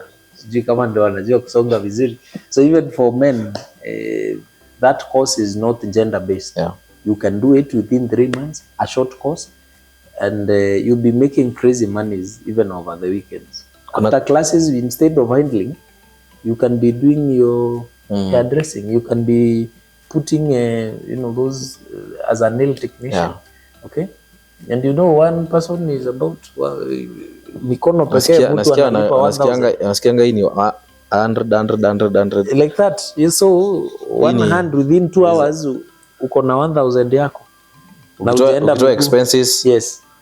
Okay, ujaenda miguu, and you can do even a maximum of 5 or 10 people in a day. And do you offer massage classes? Yes. We offer massage classes as well. Ukikuja ile siku utatembea and I'll give you free cocktail when you come. A cocktail of your choice. Director, tunaenda huko lini? A cocktail. Tunakuja na director huko. Yes. So you come and have a taste of different types of coffee and different types of what we call cocktails. Tutakuja and we'll show that tour. Yeah. A very short tour. Tutaiweka hapa kwa nini? Tutatembea huko. We really appreciate. Yeah, sure. So Mwesh, sasa apart from now courage, sijasikia ukitaja, now let me get personal. Kidogo. Before tumalize kipindi sasa. Najua akajuice kana ngoja watu wengi. Yeah. Sijasikia ukitaja maneno ya familia. Are you married? Wewe sasa ni market yangu. Umetumwa na nani waribu? Umetumwa na nani? Mimi sijatuma Mwesh. Soko yangu unataka hii. Acha nikwambie kitu moja. Kama ya industry ya kamisi. Acha nikwambie kitu moja yenye tumeface kwa industry hapa. Ama naweza kuambia na wao madirector wako hapa. Tunaulizwa sasa nyinyi ama tulete boy child. Sasa tunaleta. Well, I don't know. Na wote wanakataa kujibu hii swali. Well, it's because I have a daughter. She turned 2. I think this month or 9th of this month. I have a daughter called Nia Mokami. Nia, the intention. Nia. Oh, all right. Nia, so the intention now. Nia Mokami. Because I called her Nia because I'm very intentional. When I do things, I'm very intentional. So I called her Nia Mokami. So she turned 2. So yes, I have a daughter. So I think that answers the necessary question. Nataki kujibu hiyo ingine. Sawa. Wesh tumewapeleka pole pole. So Wesh tumekuona juzi kwa muziki. Yes. Una support industry. By the way, big shout out to you. Thank you. That was a very big milestone we saw there. Hiyo muziki ikaleta mambo huku. Hata wewe ulisikia. Nilisikia scandal, lakini sasa now Hyzoh, you must know that we must do what we must do. We must do what we should do, especially for the young people. That's why I'm here. Yeah, sure. That's why I'm nominated to represent the young people. So I should not just support young people by words, but by deeds as well. Okay. So when Dayokim approached me, of course it was on an issue of helping her, get out the music in terms of shooting the video. So she wanted a song to come out. There's that song by Bahati and Prince Inda. So it's a blend of politicians and stuff like that. So she wanted a model of that type. And then she approached me and asked whether I can be the main person in the video, in terms of dancing with her, Nini, and being the face of the music. The face of the music. And I said, why not? Why not? Because it's just helping. Yeah, sure. Because if she gone looking for someone else, he should have ended up paying that person. So me, I didn't need any pay. Okay, so I showed up for her, and I took up the role of being the vixen, which I don't regret. It was nice. Actually, it was very nice. Yeah, so I had to do it for Dayo. I had to do it for the young people of Meru. And called upon again, I will do it over and over and over again, because that is my work. That is my constituency. I have the biggest constituency than any other MCA in Meru, than any other member of parliament. To me, if we say 60% of Meru's population, how many people are those? They runs into almost 400,000 people. Those are the people I speak for. Those are the people I lobby for. Those are the people I represent. And I have to be there by words and by deeds. And actually, that is why any event for the young people, tell me, Hyzoh, any event you've seen and hand for the young people, and I wasn't present. It's not single because I have to show up. I have to show up. I have to come and support you. Imagine if you called me for this show, and I can see everybody in this room is a young person. Everybody is a young person, and then I decline. Then I'm not supporting young people. Okay, so I have to support young people by words and by deeds. I have to be there when called upon. I have to be present. And actually, I love the fact that you came in with other members. Yes, I had to talk to other. That was so awesome because the support was exactly. So I had to talk to other legislators, especially the young legislators, and told them, bro, Tururu, we need to do this for Dayo. Idile, we need to do this for Dayo. Morega, we need to do this for Dayo. And they agreed, and we Caleb also. Hyzoh, Razak. Razak was also there. You know, we had to do it for another young person. Okay. Without checking what people say, because whether we do it or we don't do it, people talk. For us politicians and scandals are like Siamese twins. You can never run away from scandals. Okay, wewe umepita hivi kidogo, umesalimia mtu ama umeenda umemwambia wacha nikununulie coffee tukunywe, uniambie mashida zako, the next minute is you are dating that person or stuff like. So we go used to that kind of lifestyle. We go used to that stuff for stories. So, and then we cannot hide from the face of the people. So we got used to that, and we accepted that we will be judged. You do it, you are judged. You don't do it, you are judged. So the best thing is to do it and help. And I'm here for the young people. Any young person who has a talent, please talk to some of us. We are here because of you. Don't bury yourself or bury your talent because you fear you won't have people to support you. So come out. We will support you. And going forward, Hyzoh, because I know there are issues to do with mental issues and they are affecting young people. I look forward to organizing a very big mental wellness walk or mental wellness marathon or mental wellness talk. We organize it here in Meru, so that we can talk about these things, especially the borsal. We can talk about these things and share and help each others become men.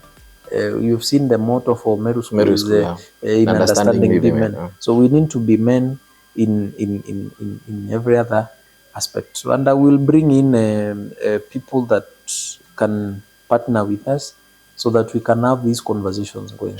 They're happening in other parts of the country. Why not Meru? Why not Meru? So we will do these things, of course, with you guys.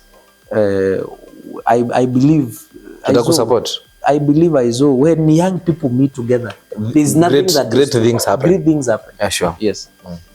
Okay, Mhesh. So now I want you to look straight to this camera. And talk to that young person. Hapo mwenye tu ana look upon Kirinya. Anamwangalia asema mazee siku moja tu naweza taka kufika hapo. So for me, let me speak to the young people of Meru that one thing you should have out of your vocabulary and dictionary is giving up. You don't give up for whatever reason, because one, we all have our destinies. And destinies are worked on. So you must work for your destiny. You must show up for your destiny. And I always tell young people, mwenda bure sio kama mkaburi, huenda akaokota. So don't stay there kwa nyumba and then you're crying every day, you're crying, maisha ni ngumu nini.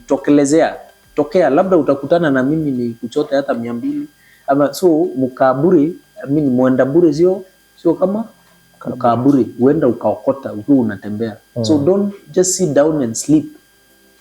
Tokelezea, talk to people, tell people that you need something to do, tell people that you need, even talk na Hyzoh, labda tembea na yeye, utapata lunch, maybe hata ukipata lunch hiyo siku, it is enough for that particular day.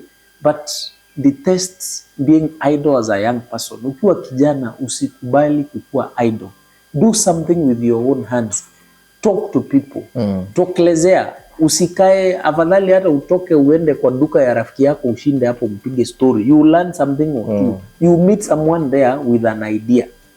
Okay? So don't give up. Don't give up at whatever cost. Number 2, I'll tell young people that, especially men out there, men are made of what we call responsibilities. So let us be responsible first of ourselves. As young people, be responsible of your own self. Watch yourself, watch your weight, watch your diet, watch everything you do, watch out anything you do as a young person. And then, as a young person again, dreams comes true. Because I had a dream which has unfolded to the very eyes of mine. So have dreams, work through your dreams. And when you work through your dreams, they will come true. You live the kind of life you always wanted. All you need is to put effort. They say there is no excuse for not showing up. There is no excuse for not trying. So keep trying. Your day will come. Itajipa siku moja. As long as you don't give up. I am a unique testimony. I am a living example. So if KIRIINYA is able to come this far, but just 1, believing in God, and number 2, putting effort. Nothing beats someone who puts effort. Thank you. Copy Mhesh. That was an intense one. Nimesikia ama nifanye hivi bas. So Mhesh, so now let me take you back now to your 16-year-old self. Yes, so do tell yourself. One, the probably things I did, because a 16-year-old me was in the stuff trying to date someone here and there. I would have thought twice about that, because I think I wasted some time. So I wouldn't want to plan joke again, because I believe I would have done better. Maybe it's if I didn't allow myself to start trying to have a girlfriend and we have nothing even fucking. That is one. I would have read no books to enrich myself. I love reading. I think in my 15, 16, I did very little when it comes to reading. I think I would focus more and read more materials to enrich my knowledge on different matters of the world. So in my 16, so those are the things I would probably done for myself. Yes. Okay, Mhesh. On a parting shot, something that you'd like to speak about apart from now there is mastering our style. Well, possibly for me, my message is that I would really be with the young generation, and that we taking keen interest. I think I spoke about it, but I feel like I need to repeat the message that for us young people, if you ever want to be taken seriously by the government, then we need to be that government. We need to form those government. We need to be interested in matters pertaining governance and politics. We need to participate in matters governance and politics, because at the end of the day, whether you like it or not, someone seated somewhere will make a decision that will affect you in the positively or negatively. So the earlier we get involved in these decisions, the better for us. Because the more young people decision-making tools, the more friendly, youthful decisions that will be made. Yeah. Okay. So they always say there is nothing for us without us. So for us to feature prominently, we also have to feature in looking for these positions, in getting interested in how systems work, in getting interested, so that when you're called upon, you can articulate issues, you can talk issues of governance, you can talk issues of development, you can talk issues of economy of the county, economy of the country, and seamlessly. But if you don't think about it, if you don't participate in it, when you're called upon, you may not have the content to discuss some of these things. So if you want to earn the respect that we deserve as young people, then we must also get interested in what goes on, how the systems are run, and how the systems works. Only then we will take up leadership matters for this county and for this nation. Yes. Yes. Thank you so much for coming. Karibu sana. Thank you so much. Asante sana. So that was my story, my style with one and only Mhesh. Mhesh, tunataka kupata huko nje. Huko big up. Thank you so much for coming. Big up sana. Asante sana kwa kufika. At least tunajua sasa tukitaka Mhesh mwingine tuko na linkage tutapitia mahali. So as I wind up, I would like to thank you so much for being with us this episode. Imekuwa mrefu, but it was very educative for me. Actually, me nimelearn vitu mingi. I'm not so much into politics, but leo nimelearn vitu mingi. I'm wiser today. So thank you so much. As I wind up, I would like to pick up my partners: Amon Creations, Patoh Photography, Siki Creations, King Visuals, Mwangi Arts, Ray Media, and then my friends Mudmax is Maxwell Mudaki. I said this guy does a lot of voiceovers. Tufike hapo. Director Joe Films, Zari Alex, Paris, and then I have other friends on set today, Alan and Chris. Alafu kuna sponsor mkubwa ameingia kwa show, tukimaliza tutatembea hapo Ridgeways, and this is Makandi. Thank you so much for showing up, and as I wind up, thank you so much. Bless up. God bless you. In a world of lights and visuals, where dreams unfurl, Hyzoh Visuals presents my story, my style. In a swirl, a show that airs weekly with tales to inspire, to empower and encourage, lifting spirits high. Ooh, yeah.